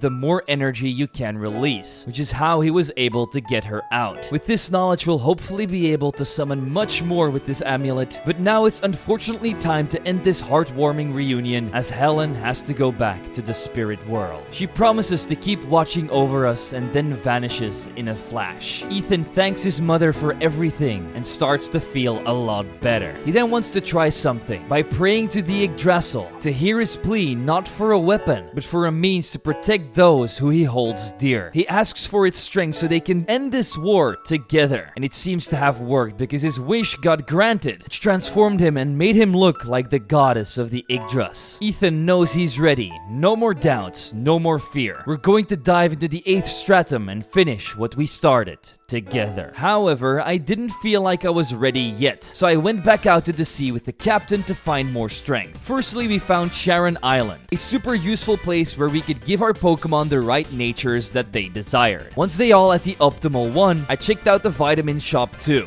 to boost their stats even more. In a flash, they would all be 10 times stronger than before, but we weren't done there because this game has an entire new evolution that I know you guys will love. So on the island, I captured myself an Eevee, and we went back to the royal village where we could make it touch a rock to evolve into Yggdraon, the Aether type evolution. Then I'd find my way to the snowy peaks of Arundel, where we found an old temple with a legendary ancient Regice in it. This thing is now an Ice Aether type as well, and I'm not gonna lie, I really love what they did with it. So I had no choice but to add it to my arsenal. Then we'd head back out to sea and reach the Aqua Resort, a place where people come to relax. This is where I learned how to evolve my Electabuzz into an Electivire, and boy do I love how this thing looks. Straight up an enemy that I would face in a game like God of War, only now it's on my side. Then we also have the new Aether Dusknoir that looks even sicker with the coffin surrounding it. We would then reach another faraway island where we met Manfroy, an explorer that is trying to open up a special passageway, but unfortunately he doesn't know how to solve a certain riddle. After taking a quick crack at it myself, it became quite easy. The island was surrounded by pillars with buttons on them, and you just had to push them in the right order. From there on out, the secret passage opened up, and inside we found the Memento Vitae, an ancient relic that allows you to remember your Pokemon's moves that they've forgotten. This was super handy for me as it allowed us to update some of our lackluster movesets to way stronger ones. With all the preparations made, we headed back to the 7th stratum and made our way through the ritual temple, which spit us out into the 8th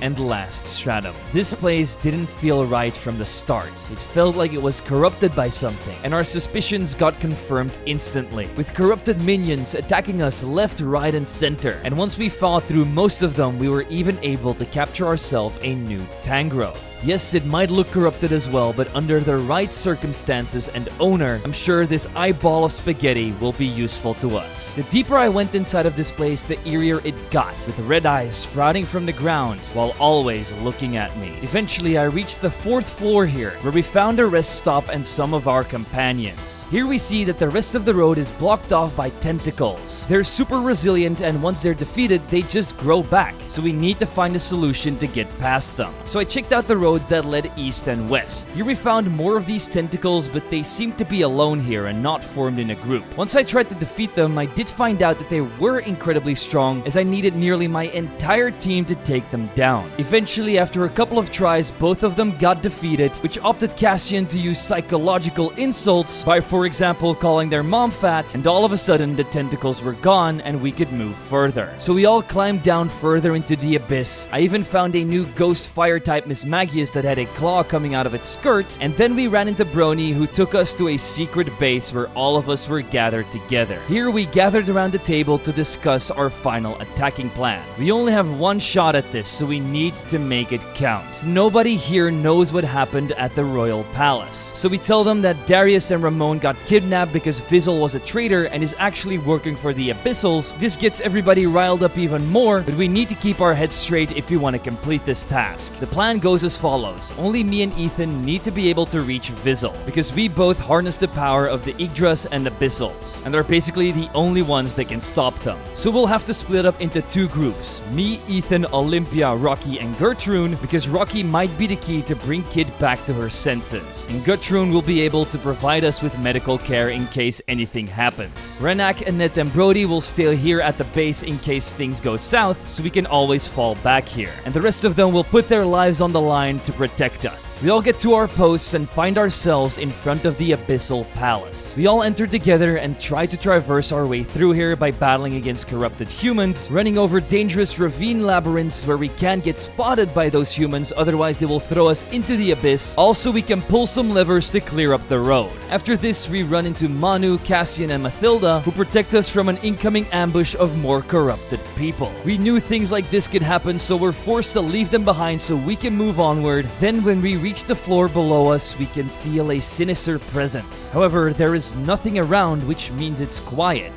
too quiet. So Olympia goes ahead to scan for any threats and finds out that the machine chambers that are next to us are filled with hundreds of abyssals. But for some reason, they're all frozen solid. Gertrude checks out the rest of the place and thinks these things have been put on standby, waiting for something to happen. In a fell swoop, the door then shuts behind us and Kit teleports right in front of me. The rest of my friends try to help me out, but get stopped by more of those damn creatures. Rocky tries to shout at Kit to snap her out of it, but it isn't working. So now we'll have to take care of her all by ourselves. Our battle then commences and we can finally try out our Regice's power. But first, Fraligator takes down her Tyranitar with a single waterfall. Then we use Icy Area, a strong 90 base power ice type move that hits both of the opponents, which does okay damage to the incoming Screamtail and Claydol. Plus the latter also got frostbitten. From there on out, we used another Icy Area and Poison Jab, which took down both of our opponents. This made her swap out into Gengar and Marowak. Here my Fraligator used one last Aqua Jet on the Gengar before dying to Shadow Ball, and after hitting another Icy Area combined with the Sandstorm damage from Tyranitar, Gengar also ends up getting sent to the grave. Then I'd send out Igdrion and Electivire, who would both survive her Marowak's Earthquake, while she took down her own Metagross, and from there on out, another Energy Edge did the trick. Kit then falls to her knees and Rocky tells her to come back to her senses, but this just makes her feel like her head is splitting open. This means she must be controlled by some kind of parasite, but we can't hold her down without hurting her. That's when a mysterious voice says, Let me help you out then. and then this mysterious someone is revealed to be Kozuki, who holds Kid down for us, so we can all combine our powers to search for the Magikarp, kill it, and return Kid back to normal. Once this is done, she falls down to the floor crying and apologizes for everything. But the only thing that matters is that she's still here and back to herself. Rocky then takes his girlfriend, puts her to the side, and takes care of her, which gives the rest of us the opportunity to talk with Kozuki. First up, we thank him for saving us, and he even apologizes for what he did to us in the past. He then explains that he didn't have a choice because Frey and Vizzle threatened to kill his wife and daughter, so he had no choice but to help them. The moment he heard we were storming this palace, he decided to hide in this room to help us out when the time was right. The reason why is because his family is right here. The containers that we see next to us is where they're currently sleeping, waiting for a so-called miracle. He and my father would then keep watch over these two containers up until Vizzle broke the seal, which started all of these events. There's no time for us to talk anymore. We need to complete this mission. Kozuki and Gertrude will stay behind to protect Kit, and the three of us will head to the final parts of this abyssal palace. Eventually we come to a point where Frey decides to show himself. Like usual, he goes on to mock me, but his words don't hurt me anymore, because Ethan and Olympia know that with our newfound power, we'll easily be able to win. So I transform into my real self and shout out, no more lies, no more betrayals. You will pay for what you did to my family and friends. Your time has come, Frey. Frey doesn't understand how we got the Abyssal Eye, but he says that if it's a fight to the death we want, then it's a fight to the death we get. So let's shut down this lying piece of trash once and for all. But he had a starting combo of Sceptile and Gyarados. As I tried to take down a Leviathan with a Thunder Punch, I found out the hard way that he had a Lightning Rod ability on Sceptile which countered it away. This allowed his Gyarados to set up a Dragon Dance, but with a single Icy Area from Regice, Sceptile would also be defeated, forcing him out into Great Tusk. We then use our Akashic Nova and Icy Area again to take both of our opponents out, which made him turn to Aggron and Stantler. So we hit another double combo, but this time it would not take out any of my opponents, and with a close combat and high jump kick, my Regice was nearly dead and Electivire ended up dying. Igdrion, however, was able to clean up with an Energy Edge and another Icy Area, which left him with only Miss Magius. This spooky ghost finally cleaned up my Regice, but it was already too late. One more Energy Edge cleaned it up, which meant that Frey was defeated. For some reason, this gets Frey all excited, and he says, Come on, what are you waiting for? Stain your hands with blood and strike me down. Or are you going to hand that job over to the Yggdroid? That's when I say, No, I'll do it myself. Olympia, restrain him. Ethan tells me once you kill someone, you can't go back.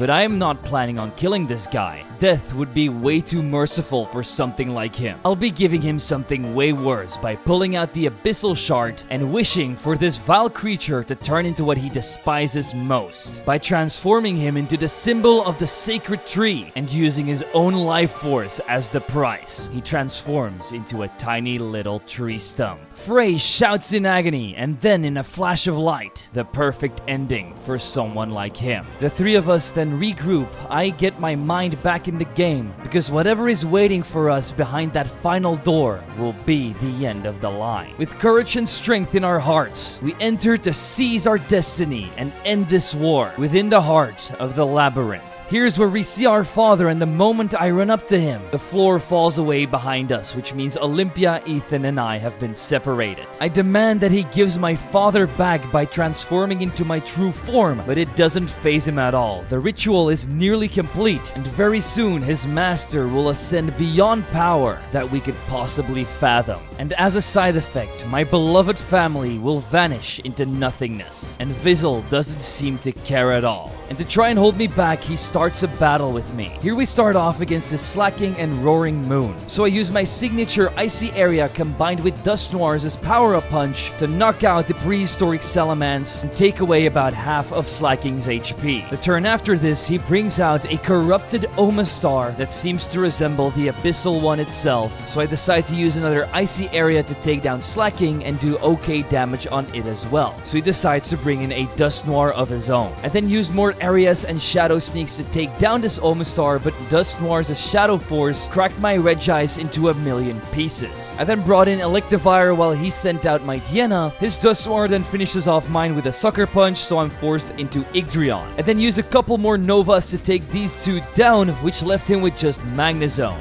This heap of magnets just took one close combat to tear apart, and that's how we finally overpowered the traitor Abyssal. For some reason, Abyssal then starts acting weird and says that he's not going to stand in our way anymore. So together with my friends, we approach the ritual site. But Ramon tells us to not step into the ritual circle because it's a trap. If we were to enter, all of our life force would be drained away. Abyssal then steps into the circle himself and tells us to make ourselves comfortable, because this will be the last show we'll ever see. In that moment, both me and Ethan's fathers say how proud they really are of us, and that we need to keep following this path no matter what happens. Abyssal then shouts out, "Enjoy the performance, my brave little heroes, because a new era is about to begin." Then all three of them seem to get absorbed into my sister's body, but when she turns around, it isn't Amy anymore. She welcomes us to the throne hall and commends that we've come this far. That's why she allows us to grant the currency with her real name, which is the Progenitor. She's supposed to have passed away millennia ago, but her soul was kept tethered by the Abyssal One until the right vessel finally emerged right here. And so she will again be the almighty father and mother of the otherworldly sea. She then pulls the Abyssal Shard from me, and Olympia tries to steal it back, but she's way too fast and strong. Just when she's about to use it to make a wish, I step in to make one at the same time, and the both of us then teleport to a plane higher than existence. We are currently standing within the core of the Abyssal Shard itself, because two wielders spoke their desires in unison. But there can only be one sovereign who will be able to shape the future. So she asks why I betray my kin to help out others from different blood. To which we answer, why would I serve a false god who preserves its life by stealing it from others? She thinks this is reasonable and asks me how I would stop this eternal conflict. So I expressed that I would take down the Abyssal One, but she said something like that is impossible without the fable of the Porcelain offering. This is supposed to be a forbidden fusion of abyssal and celestial mana, a union so profound it could shatter the Abyssal Shard's dominion. With it, you could resurrect the dead, ascend as a god, even remake the laws of existence, but none alive know how to reach it. And without this, we would never be able to defeat the Abyssal One. Yet here we are, clinging to whispers of a miracle that may not even exist. However, my father and Helen believed it was more than just a story. They entrusted their hopes to me and Ethan, and I have decided to adhere their wishes and dreams by betting everything on the Porcelain offering. However, the progenitor isn't going to put the entirety of her race on the line for some kind of dream. So now we'll have to fight each other to an ultimate battle, which will decide who gets the Abyssal Shard's wish to pursue their dream. So it's yet again our Regis and Dustmore versus her Fluttermane and Togekiss. I use an Icy Area and Shadow Punch to take down the Fluttermane, plus the Togekiss also got frozen by Frostbitten and was nearly down too. Then she'd bring out Crobat, so I used another one of the same combos to bring down the bat, but before he could take out Togekiss, he swapped out into her Battle Bond Blaziken. This is supposed to be my sister's most loyal Pokemon, so this builds up even more rage inside of me. She would then send out Electivire, who could end my Regi's life with a single close combat. In the meantime, Alfonso easily survived an attack from Blaziken and countered back with a Shadow Punch to bring it down to around half health. I sent out my next Pokemon Igdrion and used Energy Edge combined with Shadow Punch to finish off this Blaziken, and we survived one of Electivire's wild charges. She then sent out her Milotic, who got destroyed by a single Horn Leech, and Electivire got soul traded away too. So now it's only Togekiss left. With the bare minimum HP she still had left, we used one more Energy Edge, and that's how we defeated the Progenitor. From here on out, the Abyssal Shard recognizes my victory. Thus, the one who got defeated in this battle must pay the ultimate price, being drained of all life energy. The Progenitor has a few last words for me. To end all strife, journey to the deepest abyss, where death itself lies dormant. There our God slumbers. Soon it shall awaken, and when that time comes, you must be ready to strike. If you truly possess the power to create a miracle, that will be your final trial. The 3 abyssal dragons shall rise as harbingers of the end. Their coming shall mark the world's twilight. Good luck, my daughter. Show me the end of your dream. Amy then comes back to her senses as the Progenitor leaves her body. This makes me so incredibly happy. However, she apologizes for dragging me all the way into this, but there was no other way. I tell her that none of that matters because she's finally back, and I wanted to tell her everything about our stories, but she already knew. She knows what an incredible team me, Olympia, and Ethan have formed, and all the other hardships we've had to face. In the end, we even managed to get through the entire labyrinth and defeated her ultimate team, which means we've even surpassed her. And in her dying breath, she says, "You are truly an amazing team. I'm so glad I brought you all together." Her life force then fades away. While I'm holding her lifeless body, I tell her that Ethan will heal her and shout out her name when we get transferred back to the real world. Ethan and Olympia both go quiet for a second and ask me what happened, so I keep repeating, I couldn't save her. I couldn't save her. I couldn't save her.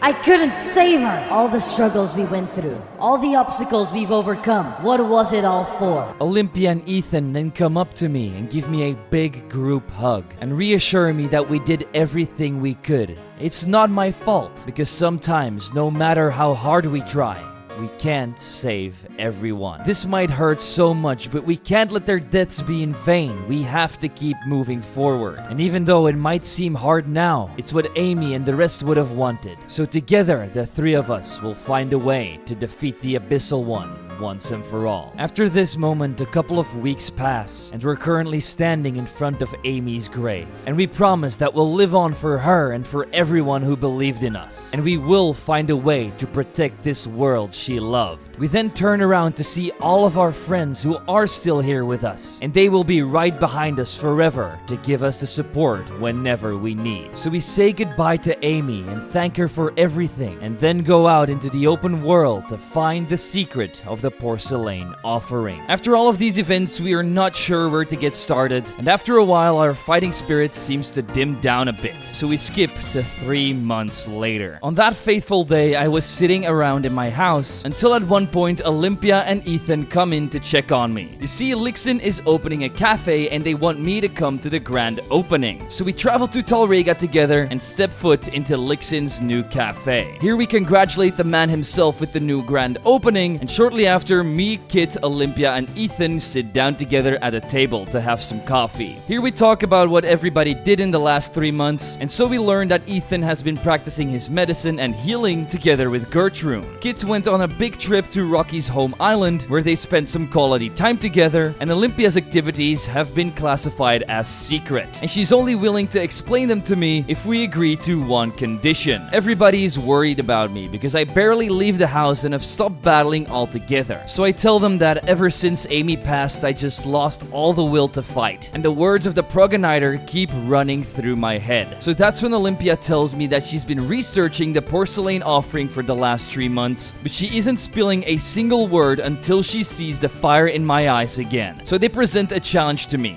This entire cafe is filled with all of our good friends that we've met along our journey, and they've all agreed to have a battle with me, and only if we can defeat all of them will they tell me what they've learned. A perfect way to get me back into the game. So I started going around the cafe looking for fights, and that's how I defeated Brody, Karen, Rocky, Manu, Cassian, Mathilda, Lixin, and finally Gertrude. This showed everyone that I'm still the same Nyx as before, that our fighting style hasn't lingered at all. These battles also made me realize that I'm not done yet, I can still aim even higher. With this out of the way, Olympia tells me what she found. An old tome inside of the ancient library. It states that normally the Abyssals are only able to get power from the Abyssal Shard by giving it life energy. Now apparently you can also drain power from it, but nobody really knows how to do this. This step might be crucial into combining the Celestial and Abyssal mana, which is what needs to happen if we want to obtain the Porcelain offering. However, that's where we hit a wall because we have no idea how to do this. That's when I remember a crucial detail about the 5th stratum. There's tons of murals down there made by the Abyssals, so maybe it holds some kind of power or secret message that we need to decipher. Everybody thinks this is a great idea. Plus, Ethan also hands over the Silva's mark, which is supposed to be linked to something inside of the crypt on Faraway Island.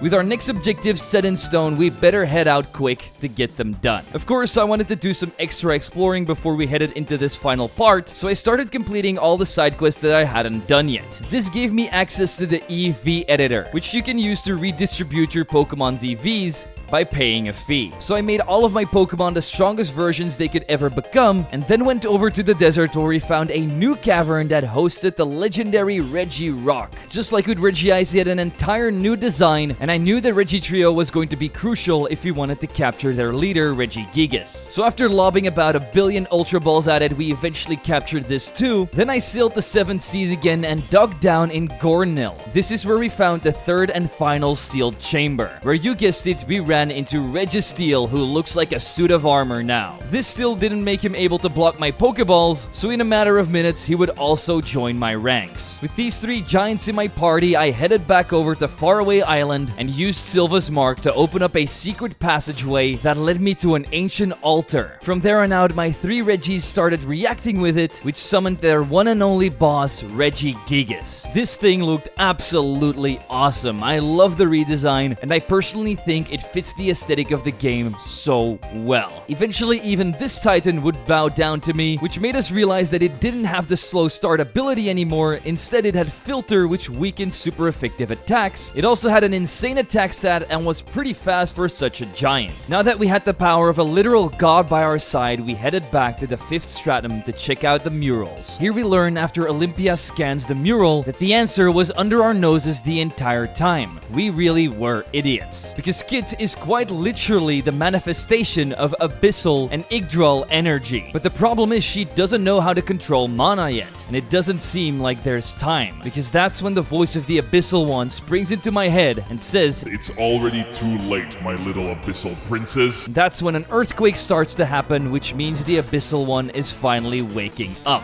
This means the 3 Abyssal Dragons shall rise as harbingers of the end. So now we have to track those down and defeat them before it's too late. Olympia Olympia located a large surge of energy back in the 3rd stratum, so that was our first destination. At first we don't see anything, but in a flash, this ancient-looking entei called Gouging Fire stands in front of us. It immediately buffs all of its stats by 1 stage, but it didn't really matter too much because with 2 attacks from Regice and Regigigas, it ended up being defeated quite easily. But we have no time to chill because the second one has already popped up too. This one is coming from the 4th stratum. Once we arrive, we shoo a random bystander away because this might get dangerous. Here we face a long neck Raikou called Raging Bolt. Only this time Regice's icy attacks and psychic brought it down in just 2 blows. Just like before, the 3rd one pops up immediately after, and this radiation is coming from the 7th stratum. So we teleport there and see a weird looking ghost fighting the dragon already. Turns out he got summoned to weaken these dragons for me, but he can't get too involved into my affairs. So it's up to us to finish the job. So I use 2 more icy areas to freeze this Suicune back to the Ice Age, which means this threat of the 3 legendary dragons is finally gone. Seeing my skill in battle, however, seemed to have impressed the ghost. And that's when he tells me that his name is Asher, which makes me think this is probably a reference to the Pokemon Source series because there one of the main characters is also named Asher, and he basically looks exactly the same. And so he'd like to ask for one favor before he goes back to his own world. He wants to battle me. Because he helped us out, we go ahead and accept the request and have a fight against Lost Soul Asher. He leads off with a Gardevoir and Pidgeot. So I spam Icy Area and Stone Edge with my 2 Regis, which basically allows me to take these 2 out, as well as Electivire, Octillery, Togekiss, and his Pirate Magmortar. Yeah, he might be strong in his own universe, but when facing legendaries, there's not much he can do against me. He then reassures me that with strength like mine, I have nothing to fear. But we also complement his own fighting style, and with this newfound respect for each other, he returns to his own world. From here on out, Ethan tries to learn Kit how to heal my Pokemon, and to his surprise, she succeeds from the very first try. While for him, this was something that took him months to learn. So Kit definitely has a gift for this kind of stuff. After this moment, we hear the voice of the Yggdrasil. She says, So it must be, O children of chaos. Let not your purpose falter, lest ruins rise anew. and in that moment, she finally appears again after being gone for so long. She thanks us for subduing the legendary dragons, and says that they are now suppressed by the flow of her eternal will. However, such a binding demands a lot of toll, a drain upon the very roots of her being, and with each passing moment, the veil that keeps the Abyssal God in slumber grows thinner. So we tell her that we wish to end the Abyssal God just as much as she does, so we ask her what to do. We need to make our way to the roots of the sacred tree, which lies beyond the 1st stratum of this labyrinth. There, the fate shall be unveiled, and the path to the Claret Hollows will be made clear. This shall be our final task. So without any more lingering around, let's end this thing once and for all. We teleport to that exact spot where we meet up with the Yggdrasil again. Here she tells us that the goal is to reach the chamber of the Abyssal One's slumber and end its reign by fusing the medallion and Abyssal shard together with Kit's powers, which will turn it into a vessel of righteous power that can be casted upon the Abyssal One, which should grant us the victory we're grasping for. This means we'll have to hold it off while Kit prepares the offering, which is definitely going to be the hardest part. Then it's up to Olympia to unleash the offering and strike it down with the final blow. The Yggdrasil then summons Kit to her and starts hugging her. She apologizes for what she's gone through because no soul should ever have to carry what she went through. But once all of this is done, we'll make sure that both parties will forever be able to live in peace. Kit gets emotional but says that it's all going to be okay. We then bid farewell to the Yggdrasil and gather together to get pumped up for our final mission. We use the crystal to teleport to the Claret Hollows. This place gives me an incredibly uneasy feeling, almost like we stepped foot into hell itself. Everything here is blood red with tentacles and eyes spewing out of nearly every corner. But we couldn't let that scare us. We have dealt with far harder stuff. So we start by taking down some of these tentacles, which eventually cleared out the way so we could eventually fall down a hole that brought us to the deepest parts of the hollows. As we stepped on further in, the 4 of us transformed into our ultimate forms and waited for the Abyssal One to show itself. We hear a voice coming from the dark saying, Well,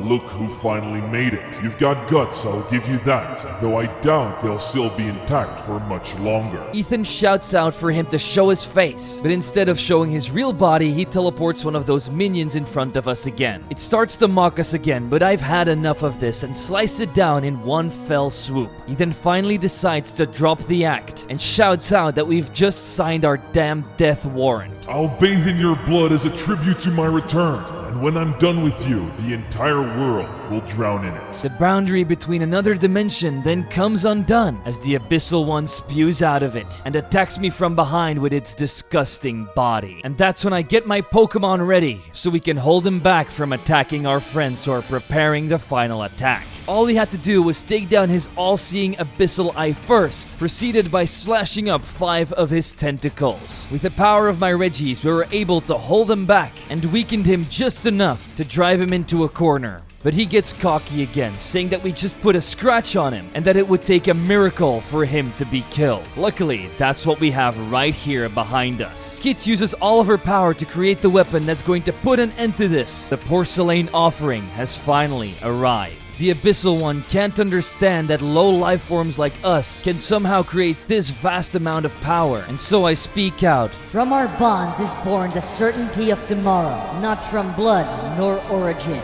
nor form, but from choice, from the will to stand together, to fight as one, united under a single purpose. For my father, for my sister, for all of those who are still waiting for our return. We cannot fail. Your time has come, false god. Kit charges the energy into Olympia, which turns her into the ultimate weapon, and she then charges forward to defeat the Abyssal God once and for all. In his last words, he mutters, Truly incredible. So this is the power of the Porcelain offering. But don't fool yourselves. This is not the end. Hatred, fear, these things never perish. They fester, they sleep, and then they return over and over in an endless cycle. Mark my words, one day they will be your downfall. May all who share your blood be cursed children of chaos. and that's where his story ends. During this, we got spewed out of that cave and ended up somewhere inside of a forest. So I start looking around but don't see anybody. After shouting out their names, Ethan comes up to me, but we're surprised to see that he's turned back to his other self because the Porcelain offering took away his medallion and divine powers, so we're back to basics. Which means the Yggdrasil was ready to sacrifice herself for the cause. Kid is also okay and urges us to go and find Olympia. However, when we look behind us, we all burst down in tears because it seemed like the impact with the Abyssal God took her out completely. Her destroyed body laid before us. In her final words, she says, Hey guys, mission complete. You saw it right? There's nothing left of the Abyssal One. we tell her that we can fix her up, but she realizes there's nothing left to be done because she knew when the goddess told her to absorb the Porcelain offering, that would mean the end of her life. Because even if she would be rebuilt, without the goddess energy, she would never be able to move or talk, which would turn her into an empty shell. This can be happening. I just lost my sister and father. I can be losing her too. Olympia apologizes and wishes she could keep all the promises she made to us. And Ethan also doesn't know how he'd go on without her because she's always been there to protect him. But Olympia knows that one day someone else will take that place. After this, she utters, You've been the best friends anyone could ask for. You taught me so much, and I love you all. her final remaining life force then fades away, and in agony, I shout out her name. This must have been enough for the Yggdrasil to hear our cries, because in the afterlife, she urges on Olympia's soul to keep fighting on, to not let it end like this. And this lets another miracle happen, because with her willpower and the use of the Porcelain offering, she shouts out her deepest desires. I want to go on an adventure, exploring unknown lands, tasting new foods, find what I truly love. I want to laugh, cry,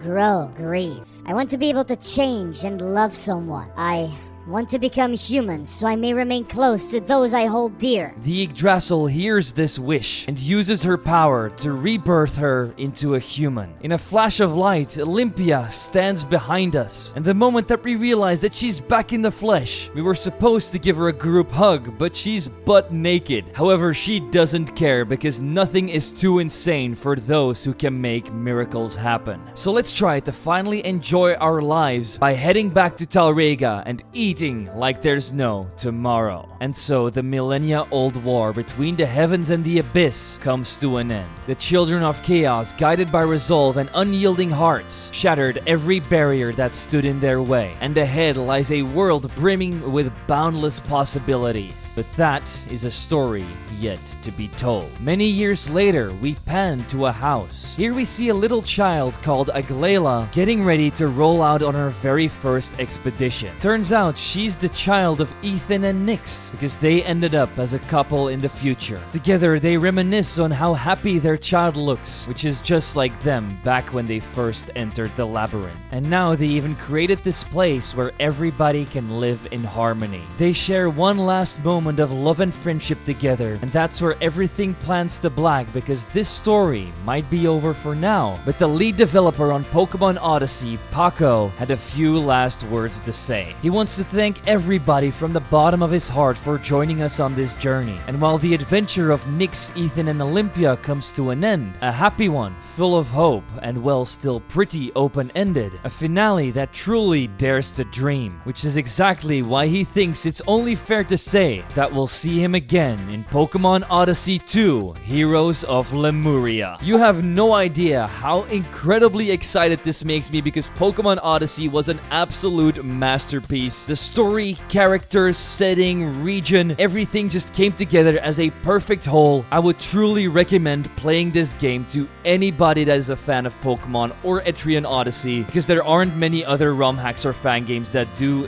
this good of a job at telling a story. Again, a huge shout out to Paco and his team for creating this masterpiece, and I'll be praying that the sequel will be just as good. So with this beautiful story out of the way, I want to thank my membership and Patreon supporters one last time. Without you guys, big videos like this would never be possible. So from the bottom of my heart, thank you for supporting me. And as always, people, I've been Zwiggo, and I'll see you all in the next beautiful story.